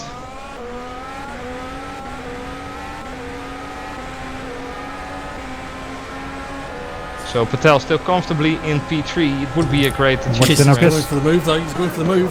Simicic going defensive. It's tight. Is Kiss going to try and go for an undercut? Go for a different line through 2? He is. As Simicic gets a little out of shape, but Kiss hasn't got the traction. I have a dark brown feeling that if Kiss is on the outside and in front of in front of Simicic as Stefanko was, that Journey Simicic will not be able to make the same trick work with Kiss. Because I do think that the Twisters have a little bit more downforce. However, Kiss is compromising his line also because of the dirty air. They are clearly visible behind Simicic. Still looking racy as ever though. So let's see, the gap between Stefanko and Kiss is 18 seconds. That's about a pit stop now, but you would assume that on the fresh tires and in fresh air, Stefanko would have made it like 16 or 15 by now. That's not the case, however, but he is driving his lungs out though. But this is the moment where Stefanko has to make his strategy work if he is planning on going to, well, not a potential podium. I think he lost that battle, but he could still put his money on P4, to be honest. But he has to make this stint work in order. He does. I think he needs Kiss and Simicic to go for about another 6-7 laps, and in about 2 or 3, their times will start dropping off. He's about 4 tenths of a lap quicker, but I think he's succeeded with the undercut at the moment. When these guys pit, he will be ahead, but these guys, they may be dropping a stop, because I think Simicic and Kiss, they'll go the hard tyre again all the way to the end of the race. Yeah, definitely. Peter now 3.2 seconds behind Jeroen. And as the race is progressing with 24.5 laps remaining, I mean, it's just basically a countdown, but still, if one of the two blinks, it's all over. And that is for Jeroen as well. That counts for him as more than for anyone. There's a championship on stake for him. He only has to finish first here, you know? He only has to finish first here. It's almost something we could take for granted here. But like you stated out earlier, Dave, there hasn't been a double winner, or race winner, back-to-back winner this season yet, so... No, if he's going to take the title here, then what better way to do it? The first back-to-back winner this season. I mean, thinking about it, I can't remember exactly. Felix might be able to update us. He doesn't actually have to win this race, given the position that Kiss is in, and given that Paresis is out of this race. But knowing him, he wants to win it. Of course he does. Yeah. Of course he does. Yeah, I've done a little bit of math there. Due to my If it's calculations, anything like mine, it will be wrong. And those extra 7 points are you know, another 15 euros as well in the pocket. yeah, true. I mean, Peter Bell, you know, he has to. I can't say that word on the stream, but he has to be pimping, you know. I mean. Oh god, pimping. I actually know that from a film, but I can't remember the film. Right, Felix, sorry to have cut you off there. But Simicic Yeah, Simicic and Kiss. We'll wait. are We've got battling it 24 out. laps remaining. Oh dear God! And Kiss now still with the momentum here. Simicic has to defend here because Kiss is the type of guy that parks it alongside you. And Got back. Simicic is not giving him a lot of space to play with, but enough. Definitely a car length of car width. So you need. Just like love. So as I was saying, according to my calculations, Quickle needs to finish 8th. And you're studying Oh, space science, by the way, Felix, right? What are those calculations exactly? Well, he could go space, man. Who knows? But yeah, if Kiss wants to, if Kiss wins, then Quickle needs to finish 8th or above. Well, that's not gonna happen. I think, you know, Quaker just has to finish this race, considering the current position of Daniel being P5. So he is champion, even if he is finishing second. But yeah, he still has to finish. I mean, you know, you could get a DC. Don't want to commentate a curse, Jeroen, but. Hey Dad, if you're listening, by the way, just, you know, troll a little bit, last lap, you know, make a forced disconnect, you know, play with the internet a bit, Wi-Fi, go on YouTube. No. Now Dad is watching with his popcorn, I hope.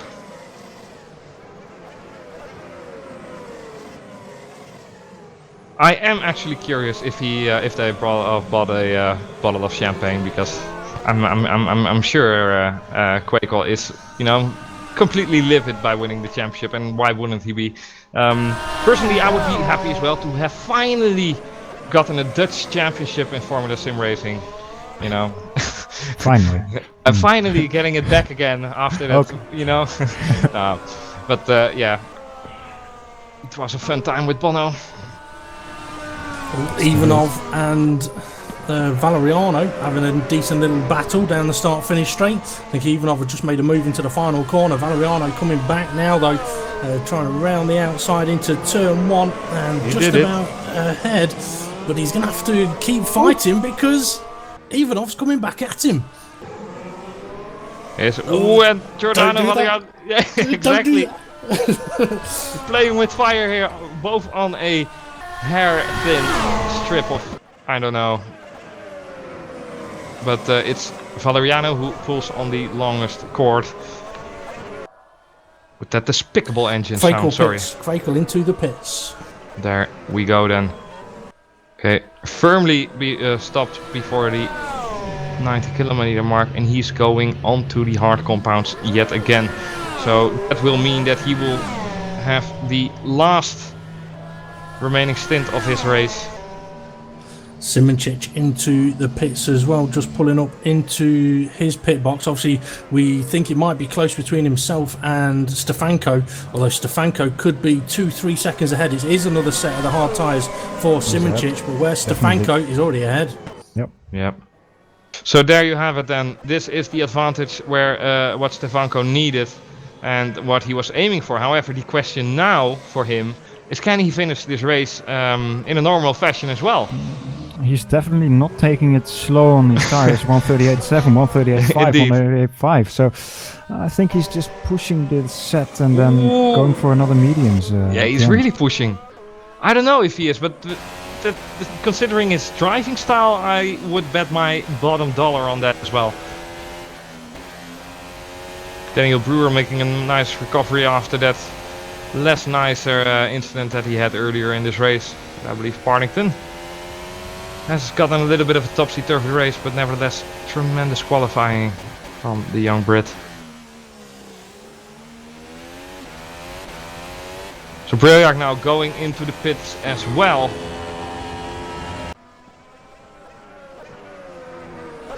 There he goes. Tremendous entry there for Briljak.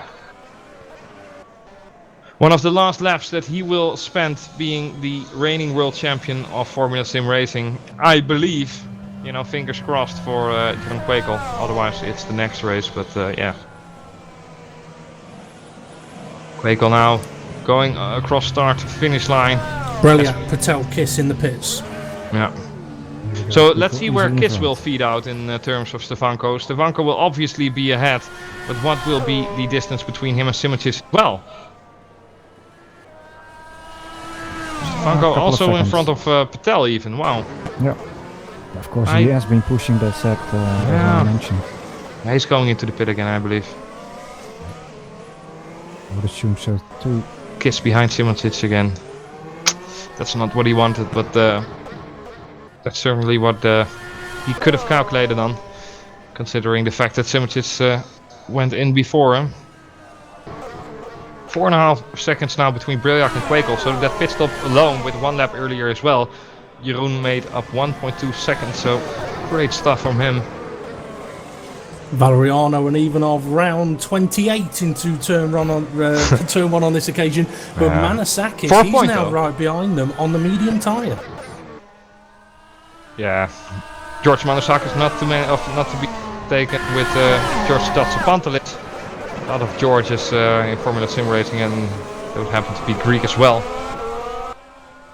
And obviously it's for that last scoring point position. And I know for a fact that both of these guys, of the three of them, both won it. All won it, whatever.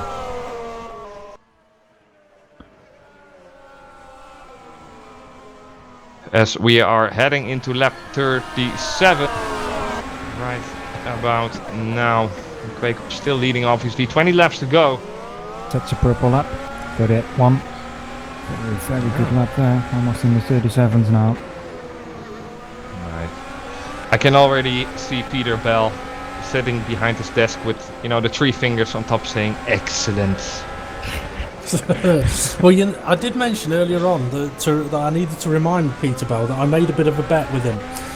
When in OFR's first season, I think they got a Constructors trophy. I can't remember if it was for winning a Constructors or not, I can't remember. Victor Ivanov though, passing Valeriano. You've got to wait. Here we go, Valeriano. Ivanov dived up the inside on the last turn. And Helt's got DRS actually, so not too much Valeriano can do here. Well, he can't do anything. He just has to brake on time. Right, I'll quickly try and get my story in. Anyway, Peter Bell celebrated by spraying a bottle of champagne over himself, and I said, okay, if Quaker wins the title, you've got to do it again this year, but dressed in women's underwear. Well, I want to see that. Why do I think of a certain dungeon video of a certain FIA president some while ago? What is it with you Brits? What is it with your fetishes, Dave? Well, what can I say? People think we're all really prudish, but actually, no, we're not. Far from it. But yeah, so that was the bet. Whether Peter Bell will stick to it or not, I don't know. He probably hasn't remembered, but that's why I mentioned it live on the broadcast. Lady panties on Peter Bell. They'll bring a whole new meaning to a banana hammock. Yeah, well... These two Dutch guys are thinking of banana hammock. What the hell is he on about? Anyone that's British will get that. Now, we're used to something, but, it's mostly tourists that go to those exotic places in Amsterdam. Yeah. But, yeah. Right, well, okay, go on. Peter Bell can surely afford a nice stripper for Jeroen Kwekel from the prize money. Huh? Hint, hint, hint. Well, I think you should do it for the whole team. Do it for the whole team. Okay. I thought here you go suggesting a female stripper with a male boxer short or something. I don't know. They shouldn't get any weirder than that. Manusakis now on Valeriano, doing it out of the book with DRS, easy peasy actually. Valeriano letting him slide back to P12. It seems like Victor Ivanov is showing to have the best papers for the last remaining scoring point position. Would be nice for him. Certainly a nice guy to have driving in Formula Sim Racing, Victor Ivanov. It's Camille Leismer actually has just put the fastest lap in. He is on the hard tire also. Yeah, remember that fight with Jim Paresis and him earlier on? That was like one lap of pure mayhem. Like, oh, you're gonna hit me, bro? Oh, you know what? I'm gonna hit you back. I stand corrected, by the way, because Norbert Leitner has just taken it away from him once again with the 137.5. So nice. He's on the medium tire though, so it's to be expected that he's a little bit quicker than the other guys on the harder compound, but still doing good. He's of course in 16th place, so maybe he wants to make the best of it. Yeah. Okay, guys, Stefanko. Can he really make it to the end?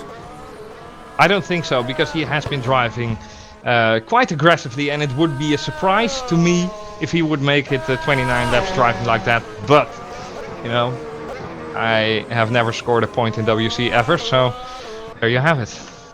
Yeah, I think also he's just pushing too hard to.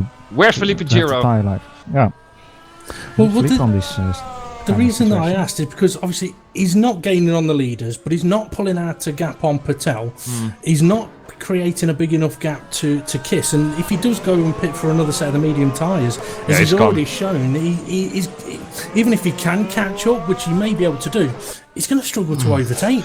Well, the thing is, if he pits, he will certainly not fight for anything else than P6.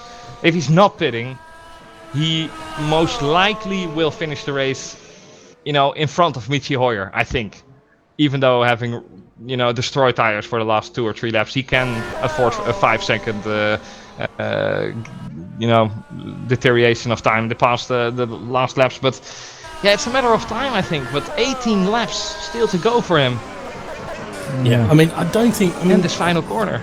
If he'd have taken his laps so far a lot slower, but still created the undercut? Maybe. But I also do need to mention I have had some Team OFR correspondence come through from the team owner, Peter Bell.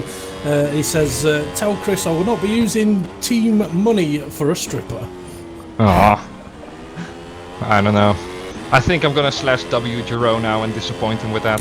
Well, just see how much you want this championship, Peter. Nah. Actually, no, don't use your own money. You never know what you're getting over there. Anyway, let's get back to the races, shall we? Yeah, definitely, because they're still going at it, and the gap has been bigger as it has been the entire race between Peter and Kwekel. However, it's still 4.3 seconds, and anything can still happen. Daniel Brewer is pitting. That means that Victor Ivanov is increasing his point score by 100% at this moment, going from 1 to a full 2. And Manusakis is now on P10. But I don't know which of those guys still have to make it into the pit stop. I'll have a look for you. Thank you very much, lad. Mitja Hoyer is certainly certain, that's a certain way of putting it, of P7 if he doesn't make any mistakes.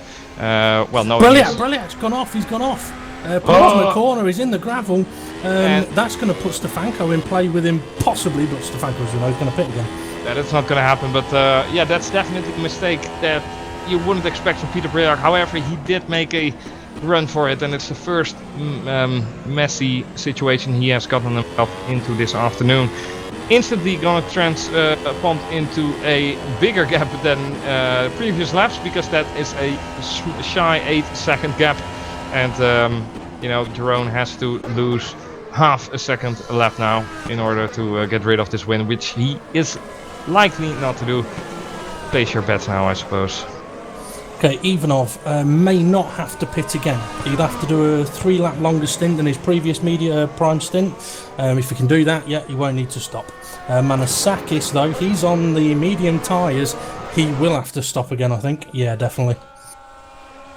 Although saying that, I tell you what, we're wondering if Stefanko can get to the end. Manasakis, he did 27 laps on the prime tyre at the start. Yeah, but, you know, I think that's a different situation, but yeah. Valeriano is going to the pits, and that's, you know, definitely an option. Compound tire that's going under his rig. However, he is certainly not going into the points this time around, fortunately for him. And I'm pretty curious that's what's going to happen, though, Dave, with Stefanko, and I'm sure we all are. And obviously, for him, it's a great perspective to see Chris, because that's giving a racing driver, you know, he's smelling blood. Like, okay, he made a mistake, maybe there's something wrong. I might be able to do this. So, showing from the outside, Stefanko still hasn't given up, and I think he's still driving for a podium here. I have no idea if he's going to pit, but my feeling says he is. There's no way with this amount of pace that he is driving conservatively. And not conservatively enough to drive 51% of a race distance, in my opinion, but we'll see.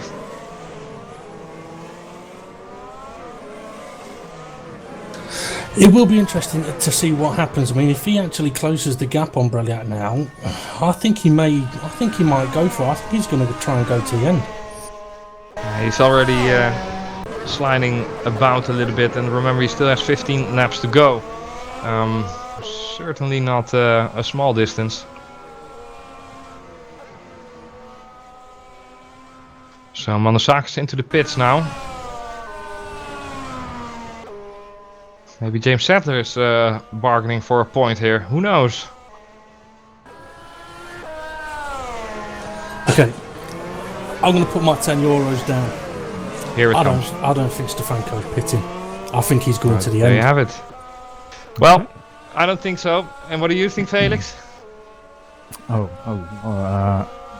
think he's pitting. Okay, there you have it. I will say though that if he does pit, my bet is placed on somebody else's information. so if I get it wrong, that person owes me €10. All right then. Well, that's pretty certain that he isn't pitting then. Looking into those words, but yeah, let's see about the tire degradation. I mean, if he's gonna certainly pull up, putting 140s onto the board, you know, we will have a nice tail to this race. I'll give you that, and it would be nice to see some action. Although we have seen a lot of it already today, but you know, getting spoiled here. Just like with Max Verstappen, we're not happy with the podium anymore in Holland. We wanna win it all. Just a matter of time, by the way, and I'm bashing you all with that. Max is gonna be the next, I don't know, hopefully the next Schumacher. Nah. However, in a more serious note, I am rather curious at next year in terms of the Formula 1 cars. I mean, the tires are becoming much wider. The whole formula is getting you know, we're getting wider cars, wider wings, and a little bit more racing, I hope. I'm really looking forward to 2017 actually. Yeah, me too. It's looking promising so far with the new tires and new designs of the cars. Yeah, I think the tires will definitely give such a big advantage. I mean, I believe the downforce is going up as well with the tire surface combined. We might be looking at some tracks even a 2 or 3 second advantage even, and that's what Formula 1 was missing as well, a little bit of speed, because if you compare the race times of the V10 era, it has deteriorated quite dramatically with 3 or 4 seconds a sector in race trim. Also the no fueling again, but yeah, that's for that to sort out. In championship wise, I'm rather curious what Brazil will bring. In this championship it will be decided in a few laps time, because I don't think that Jeroen Kwekel will have the guts to throw this away, I think. Well, it's going to be decided one way or another. It's either going to be one here or it's not. Stefanko, though, I think he's beginning to close that gap in now on Breliak. Are you going to put a tenner on that as well there? Or? Yep, I reckon Stefanko's going to get him. All right, there, Dave Failing losing his money on the beginning of the month already. That's I've got to spend it all, otherwise no beer for you next weekend there.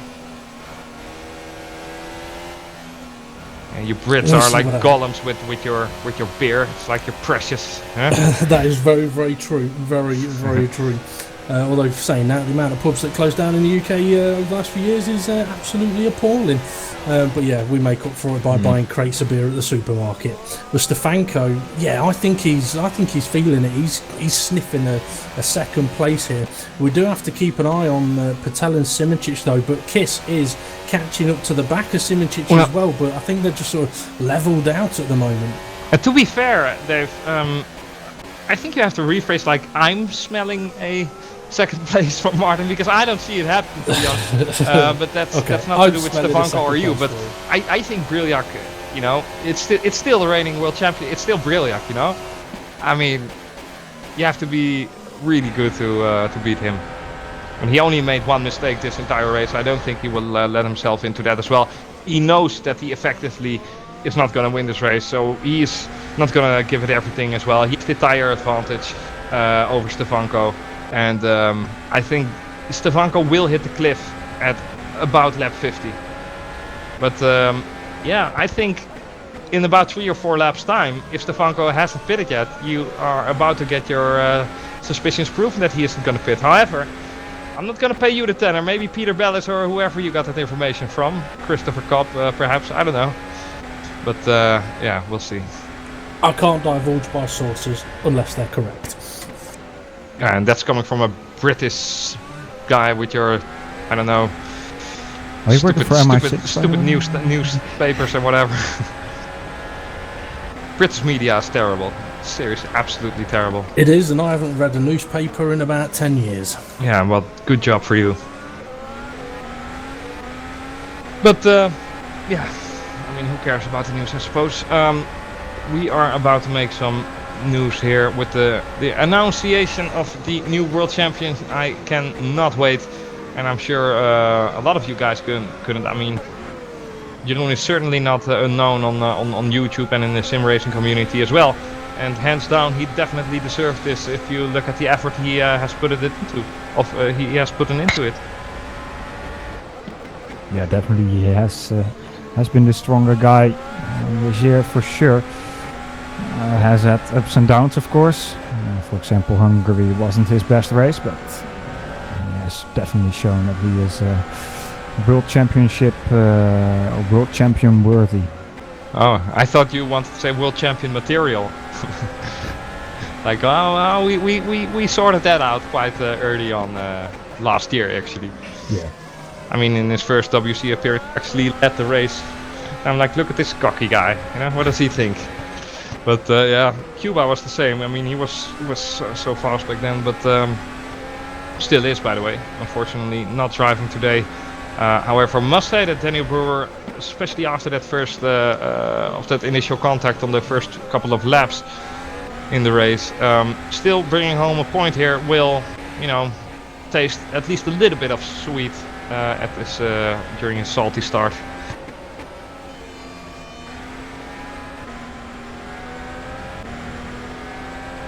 So, how's Martin coming up for the second place, Dave? Well, we'll find out. Hanging in there, laps, won't we? mate. Hanging in there. He's still on track at the moment. Yeah, good stuff, mate. Good stuff. I think James Sadler's just done fastest lap. I think he's about to lose it to Norbert Leitner, who's made another pit stop. I do think, though, that if Stefanko was going to pit, it would have been last lap or now. Agreed. If he doesn't pit now, he's committed. Yeah. Well, I would certainly give him a courageous award for that, because getting a podium in this fashion is definitely a fashion in doing it. And I think Mohammed Patel was waiting on the pit of Stefanko. However, since it's not coming, Mohammed is throwing a little bit of extra power into his rear differential. Or whatever, I don't know, but it's 2.2 seconds now, and he is seemingly getting closer lap by lap the past couple of laps, so let's keep an eye on that. And by any means, I mean, it's not nice for Martin. He will definitely notice his tires deteriorating now, because he is in the 20th lap now of his stint. So, according to the British calculations of Dave Paling, which are enormously accurate, he will get into the deterioration zone. Right now, Dave? Yeah. There you have it. I am keeping an eye on his lap time. I actually think he'll be alright for another 3 laps. After that, questionable.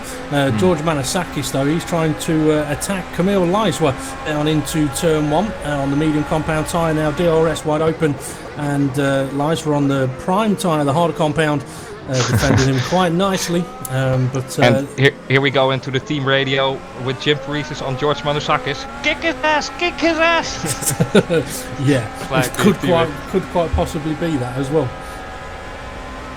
Yeah, no. Sorry for undercutting you there, Dave. That's alright, it's not a problem, because it hasn't quite equated into anything just yet, but I do think that Manasakis will have the move done soon, as Norbert Leitner does post a new fastest lap, but he is obviously on a fairly new set of medium tyres. Yeah. So, it seems that Martin Stefanko is about 4/10 a lap slower than Patel at the moment. Oof. Yeah, that last lap indeed, 1.8 seconds being the gap. It's gonna be closer in the end. Definitely is. I have some sort of deja vu here at the moment. Don't know what's it about. Yeah, you told me what was that?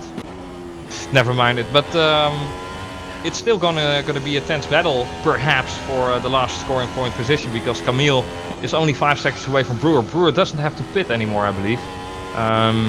And Ivanov is kind of out of sight, so might be interesting in the later stages. But George is having a go still with Camille, so maybe there will be some action here. Camille, no DRS. Manasakis is, he's flying past. Look at this. For Jim Paresis. And Camille Leiswa is like for King Leonidas, like boom, hitting you off now. It's not finished yet either, it's not finished yet. Coming back. Great stuff here from Leiswa, to be honest, on the harder compound as well. George Manasakis scratching behind his ear, like, how did he do that? But it's still not over indeed. Okay, Stefanko info for you. He's still consistent on his lap times, but Breliak has picked up his pace. That's why the gap between Breliak and Stefanko has increased, and Fekel has also increased his pace as well. So I don't think Stefanko's tyres are going off just yet. It's just the guys ahead of him are a little bit quicker. No, you already proved your point, mate. You've got it, I believe. I mean, 8 laps to go. This and then is it starts pouring down from the heavens. Yeah, I mean, certainly. Is rain a possibility? It's 14%. It is a possibility. 14%. It is, but not really. Well, in my opinion, there's a certain sign of deterioration in the tires of Martin, because he is twitching about quite a lot now. But he does have the advantage of clean air compared to Patel, and that's what we've stated earlier. Like you can be quicker than someone, even if you have 10 laps fresher tires. But still, the dirty air is making overtaking rather hard, and it's all about positioning yourself and maybe capitalizing on someone else's mistake right in front of you. And sometimes that's a waiting game. I remember last year as well in Monza, where Peter Brilliard waited 17 laps. Manusakis, though, again in the battle with Camille Liswa. Camille trying to do the same trick again. He can't do it this time, can he? George has made it work, yeah, and Liswa has not been able to capitalize, to defend from that. So 6 seconds now for George to catch up to Brewer, but yeah, 6 seconds in 8 laps. Gonna be a tight objective, isn't it? It is, yeah. And Patel, he is closing in on Stefanko. Stefanko's definitely struggling now in the corners. That's clear to see. 1.5 seconds now. I mean, Mohammed Patel is definitely someone who knows how to overtake and how to defend and how to work this into his advantage. However, he still has to do it. He's still the guy in P4, and I'm sure he wants to make that P3 without any means. Doesn't have a championship to win, doesn't care about the money or whatever. He just wants to have the bragging rights of being the 3rd guy on the podium. Of course, only 6.5 laps remaining. So, I think with a gap of 1.5 seconds, that's decreasing now already to 1.4. It is quite possible for Patel to at least make a good try and get past Martin Stefanko. I think he will have a shot in as we progress to the end of this race, because now is the time where the tires of Stefanko will deteriorate quite dramatically compared to those of Patel. I wish we could have a reading of that, but the only reference we have is the reference we get on track of these guys. But for the time being, I don't think that Stefanko is looking quite bad at the moment. I mean, he's still hanging in there, wonder of wonders. True, but it's still 6 laps where you have Mohammed Patel behind you. True that. I'll tell you what would be a cool sort of thing to see, I reckon, is you remember a couple of years ago in F1 they did the infrared cameras to show the temperature of the tyres glowing bright red through the corners. I think that would be pretty cool to be able to go, oh look how much he's abusing his tyres, and you'd be able to see how much someone being on worn tyres is heating heating those tyres even more. But Patel, he's now smelling blood, I think. Yeah, definitely. 1.3 seconds being the gap, and it's getting down and down. And then in a couple of laps time, hopefully Patel, for his sake, can say bang bang, I shut you down, bang bang. But yeah, he still has to make a run for it. Okay, something that's going to be brewing in a few moments' time is James Sadler on a medium set of tyres, catching up to Valeriano. Not for the points at the moment, because Daniel Brewer's holding the final points position at the moment. But there's a big gap between himself and 9th place Victor Ivanov. Blair Disley running in 8th place. He's got a car ahead of him, but that's Martin Hodas, a back marker.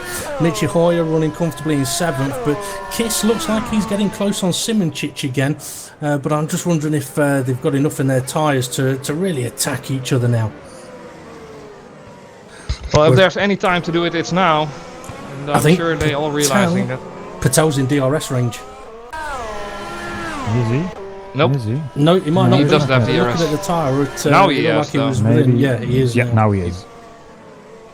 And there he goes, but he won't be able to do it quite about now. I am curious to see the top speed though here.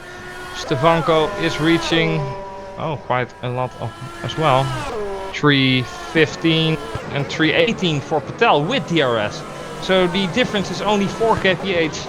However, I don't know for sure if Stefanko just used boost. However, with 314, I don't think he did. Seeing the maximum top speed of these two that they have ever achieved in the race, 333 for Stefanko and 327 for Patel. So, say something there. Well, I hope that Stefanko will win this. I mean, Patel has had his laughs in FSR for the time being. He will not be champion this day or this year for obvious reasons, and I do think it's nice to see another guy and a third different team onto the podium. And I'm sure Stefanko agrees with that, and I'm sure Mohammed will say the opposite. However, may the best guy win. Will Cameron Roger or the backmarkers come into play in this aspect? That's Might exactly give Stefanko DRS. That's what I was about to say. Stefanko would want them out of the way, but actually he'd want them to give him DRS. Yeah. He doesn't have it for this time. Oh, but Patel's close. Oh, here we go, guys. Patel is really getting close. He might do it this time around again. Yeah, he's gonna dive in there. I think, here we go, Patel. That's not the ideal place to overtake. But now Stefanko no DRS for Stefanko. And Patel here, opening up the DRS. And here we go for the podium position here. Mohammed Patel is on the outside. Stefanko on the inside. Can he outbrake Patel? He cannot, but he is desperately trying to. He's still alongside him on the inside. He has to make it work, or otherwise he is seen. Stefanko here early on the power, trying everything in the book, and he is still alongside. If he can make this, it would be huge, but doesn't seem likely. A do or die action maybe, but no, it's true. Is over. He gambled, and he made a great gamble, as Cameron Roger is showing to be one of the greater backmarkers of the year. By going out of the way in a tremendous fashion. However, doesn't give Martin Stefanko any praising, but at least, although he might be mad at himself now or whatever, disappointed about losing the podium, at least he is still in front of Journey and Daniel, because that strategy is still definitely on par. Yeah, true. Journey is closing in though. He's also 4/10 a lot quicker. Not helping, of course, with Cameron Roger here in front of him, but... Yeah, but Journey's going off! It seems... Oh, Journey, what are you doing? You're giving Daniel Kiss the fifth place, and that's exactly what he did. Incredible present of Simoncic. Yeah, he just outbraked himself. Or maybe it was all calculation, because he's like, yeah, I got DRS now, you know, but Daniel has it too, because of the back marker, Cameron Roger. And Journey's like, why am I not, you know, getting in front of him now? But yeah, sad for him. Yeah, own mistake. And another DRS moment for Daniel Kiss. That good old Cameron Roger. So Journey losing out even further, and that's giving Martin Stefanko hope, because he gained another second of that, and you know his tires, you know, even a fan wouldn't want to have it. That. You know, that's the state of deterioration they've gone through. But yeah, 1 point. He's gonna lose out on Kiss as well. I think 1.8 seconds, 3 laps. This is getting really tight. Yeah, it is. Exciting definitely. race though, but what a nice thing that Stefanko made this bet, because we're having so many action still going on. Yeah, I mean sometimes the only way to announce yourself is to do something a bit different and hope that it works, and some will say it hasn't worked and some will say it will. I mean, at the end of the day, before he was doing all of his pit stops, he was in what, 6th, 7th place? He's currently running in 4th.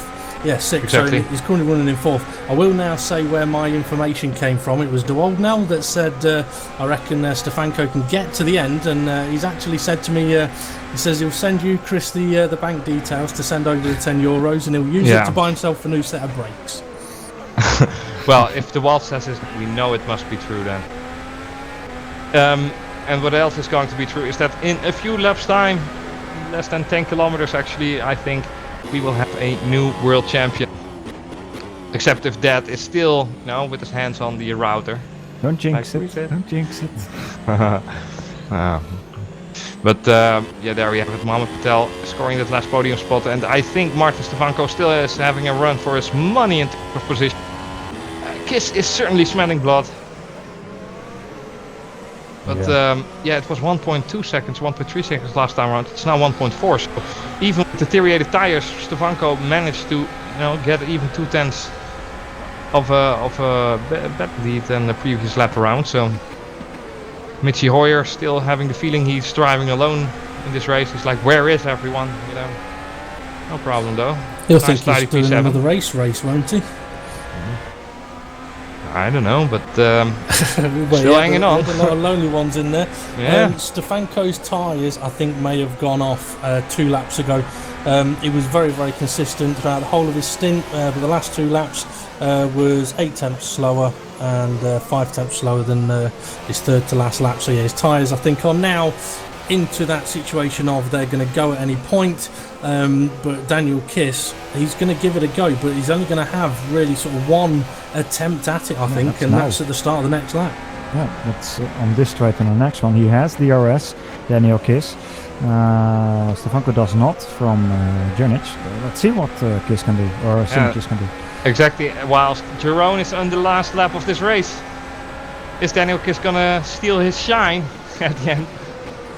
Well, that's only one way for him. Stefanko's just got himself a little bit sideways around the final corner, but his straight line speed is phenomenal. But Kiss has got a good run on him. I think the only way he's going to do it is if he throws it up the inside. He's going to do it. He's going to do it. No, he was going to do it, but Stefanko covered him off with a slight movement. That's going to make for an interesting last lap, I reckon.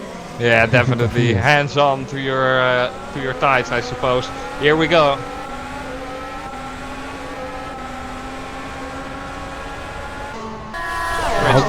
Strategic insight from Martin. Yeah, I'll give you a shout when Quakel's getting close to the end if you want to keep. I got my camera. I got my camera.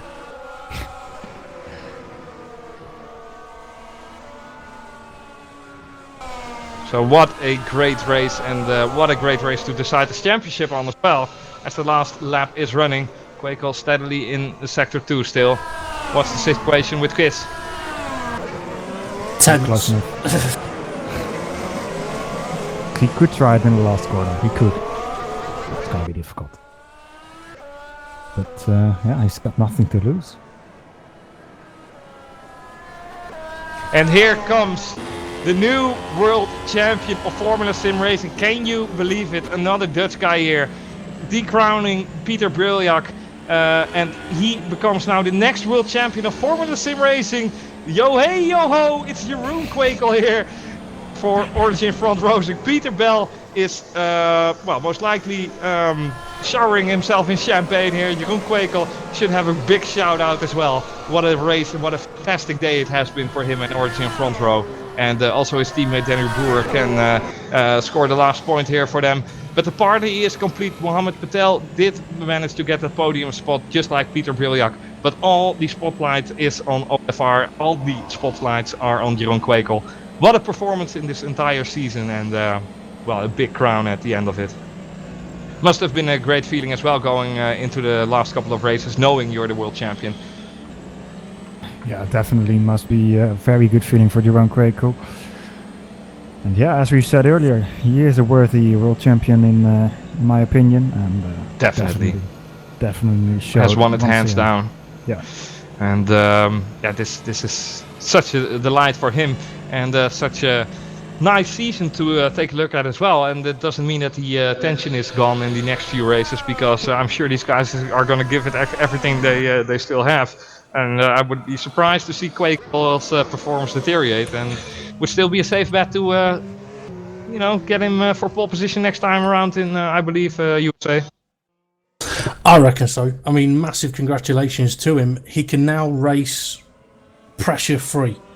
So yeah, he can just enjoy himself. To be honest, I mean, the Grand Prix of the Americas is the home Grand Prix of Justin Sutton, who is also a gun-loving redneck in Texas. Just joking there, Sunning. But no, it's gonna be an awesome 2 remaining races still to come. But yeah, with this race already in mind, my day is already turning out to be great. Great series online. A nice piece of online sim racing we have witnessed here.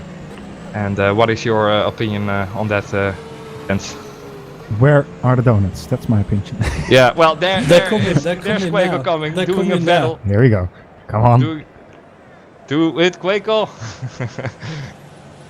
Or is he just going to park it on pole? No, he's just gonna do a second race, I think, and turning it around.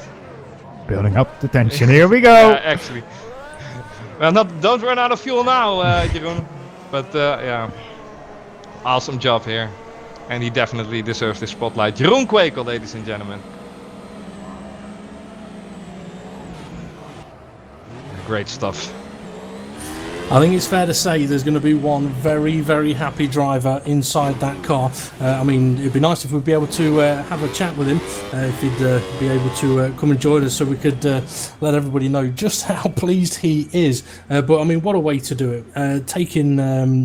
Taking the victory here in fantastic style, and being the first back-to-back winner for the World Championship this season, being the first to do so. Absolutely epic, absolutely fantastic. And having witnessed the guy sort of practice and do the things that he do, I've got to say, it doesn't come as a surprise, but it's still impressive. He is one hell of a driver. Yeah, let's see if he is able to come on TeamSpeak. I did question him though. Time will tell, but however, this event has definitely lived up to its name.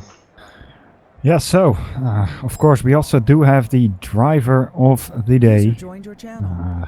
The driver of the day. The That is driver the driver joining us right now, isn't it? I think you're pretty right there. I've just been corrected as well. It's not back-to-back victories. My apologies for that one. I can't get everything right. I might be able to get it right that Stefanko isn't going to pit, but yeah, apologies for that one. But still, great way to take the title. Joining us in the commentary booth is nobody less than our new world champion Jeroen Quaco and Justin Sutton as well, as is Peter Bell. Ooh. So the party is complete with Origin front row here. The word is going out to the champion, Jeroen. The stage is yours. What is your initial thought? I don't have to say much really. I'm really happy that really has to be said. I'm very happy. Yeah, I really don't really know what to say, to be honest. It was just a good season, I guess. Oh my god, you sound like Kimmy, you know that? Yeah, I've been told a lot of times, so in the meantime I know it, yes. It's so calm. I thought we were hearing a shout here. No, I'm really happy. I really have to say it, but it's like inside feelings, you know. He's in shock. Yeah. Yeah, basically. Well, I'm sure we're all cheering for you. How was your race though, Peter, as a spectator? Were your pants squeezed tight in terms of pressure? Were you feeling it? It was a very good race to watch, as always. Congratulations again to the broadcast team, and obviously congratulations to Jeroen. He's been exceptional, 100% for the whole season, and he's going to reap the rewards now. Yeah. So we already got the spoiler for Jeroen. No stripper. What's that about? That's not in the budget. Or... Peter's doing it. That's why there's no team payment for what Peter's doing it. No, I might not get the stripper for me personally, but I might treat Jeroen to one. I think. Well, maybe a male one. I mean, those are cheaper. I mean, it's still something. No, sorry, I'm deteriorating now. But yeah, Justin, what were your because you're the race engineer of Jeroen? What were your thoughts about this season ending in terms of championship? Well, this race was a bit of a question mark because we only did one sim actually, and it rained during the sim. So when we got into the final stint on the primes, I didn't know what sort of lap times to expect, what sort of tire wear to expect. Mm-hmm. We also stopped 2 laps earlier than planned. We wanted to go till 14, but we decided to stop on 12 to protect against the undercut. And which was a good move because you were the first guys. Yes, that did turn out to be the right call, thankfully. But yeah, I wasn't 100% sure that we would be able to do the 22 laps on the hards, but thankfully, Jeroen managed it perfectly. He made my job very easy today. I kept him informed on the gaps, and that was about it. Yeah, fair enough. Well, I think we can conclude it was a great afternoon for sim racing in general. Another for a 5th time or 6th time even, big thank you to everyone here today who made it possible, and the great show in terms of the drivers, and a big congratulations to Origin Front Row, and especially of course to Jerome. I would urge you all to come back again in 2 weeks time when we have the Grand Prix of 1 week time, excuse me, in the Circuit of the Americas. Like I said, the home race of Justin Sutton here in Redneck Country, Texas. And our president. Shots fired there. Shots fired. No, we're not going to talk Trump and Hillary or douches or I third think he was on the sandwiches. back, Chris Club. Yeah, don't get too American here. But yeah, have a nice look in 1 week time. We urge you all to come back and have a nice blast at the end of the season. Will you decrease your pace, Jeroen, the remainder of these 2 races? No. Could we see a Quakel Sutton switch around for one of the last 2 races? No, I I think mean, that would be a danger to the other drivers. we have a constructor on our hands too, and I would really like to get that one too. And yeah, I pushed quite hard today, the whole race basically, but it was only to secure P1 because that is a bit better for the constructor. So it was a bit on my mind as well. I like that. Always professional, and I'd like to say personally as well, your own. Congratulations, well done. Cracking job there, cracking drive, well done. Thank you. Yeah. Well, a great evening to you all who have tuned in. See you again in 1 week time, and a nice evening for now. Thanks for watching. Bye bye.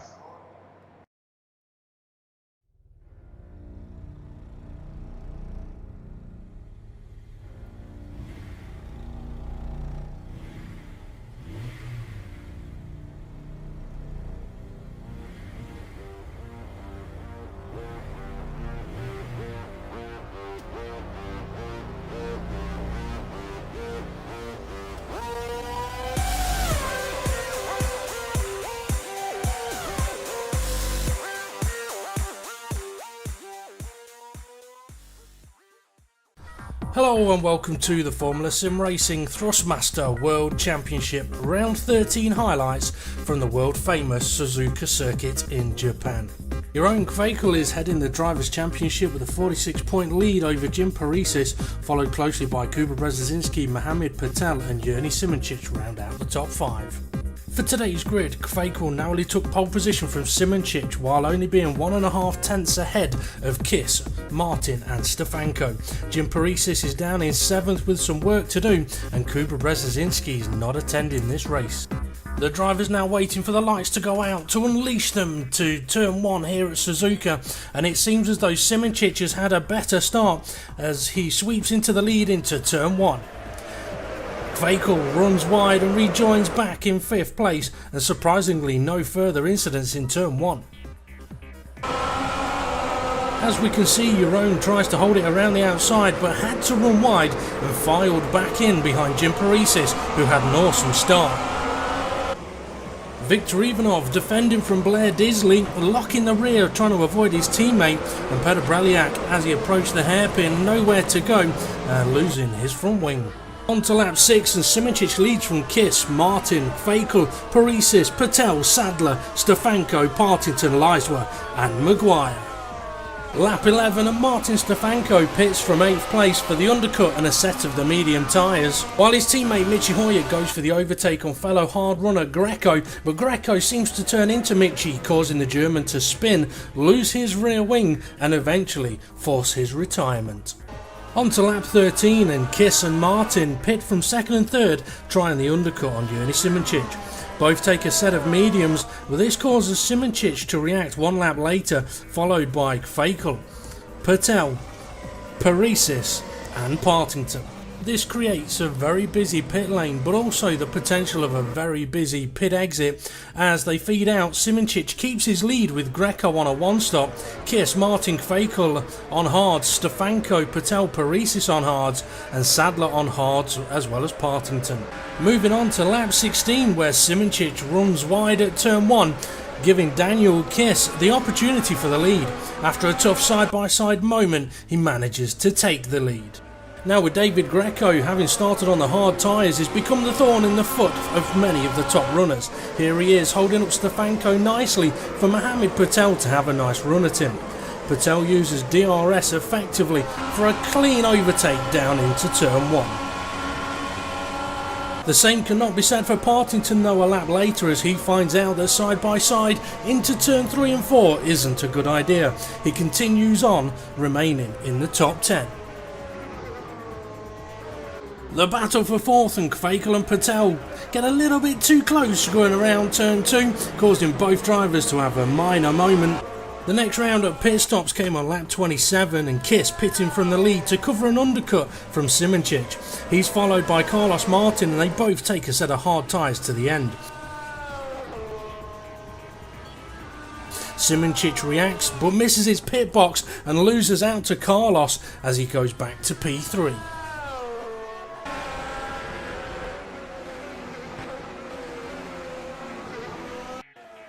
One of the key stories of the race is when to use the hard compound tyre. Kvakel and Parisis here on those hard tyres pit 10 laps later to put on another set of the medium tyres to be quick at the end of the race. However, they're many seconds behind, as we're about to see the leaders are already going to pass them before they get into their pit boxes. The order now: Kiss leads from Martin, Simoncic, Stefanko, Patel and Kvakel, who has done well to catch up. Carlos Martin, starting to struggle, leaves Yerny Simoncic the opportunity to get back P2, a textbook DRS overtaking to turn 1. Kvakel, now on a charge, has finally caught the battle for 3rd, and on lap 46 is immediately making a tough move on Patel for 5th place through the Casio triangle, side by side as they go. Beautiful bit of driving from the both of them. 2 laps to go now, and Stefanko making a move for 3rd, and as Carlos Martin slows, Kvakel gives him a nudge. Martin can't keep it, and he tags Kvakel on his way towards the barrier and his retirement. Kvakel continues for P5, and Patel now up to P4. As we take a look at the replay, you can see just how difficult it was for Carlos Martin to keep the car facing in any kind of direction. On to the final lap now, as Yerny Simoncic has pushed really hard to catch Kiss, but Daniel was too far ahead. Coming out of the final chicane, he's going to take 25 points and his second victory of the 2016 season. Less than a second ahead of Simoncic, with Stefanko rounding out the podium, followed by Patel, Kvakel, Parisis, Liswa, Partington, Sadler and De Woldnell getting the final point. Looking at our championship standings, Kvakel now has a 48-point lead over Parisis with 3 races left. Kiss, Simoncic and Patel are close by, while Brzezinski, Bugatti, Partington, Stefanko and Kostadinov round out the top 10. If you feel that you've got what it takes to compete in Formula Sim racing, then take a look at the links in the description, hit them and get yourself involved. I would like to thank you all for watching, and we'll leave you now with a race edit by Felipe Giro. Thanks for watching and goodbye.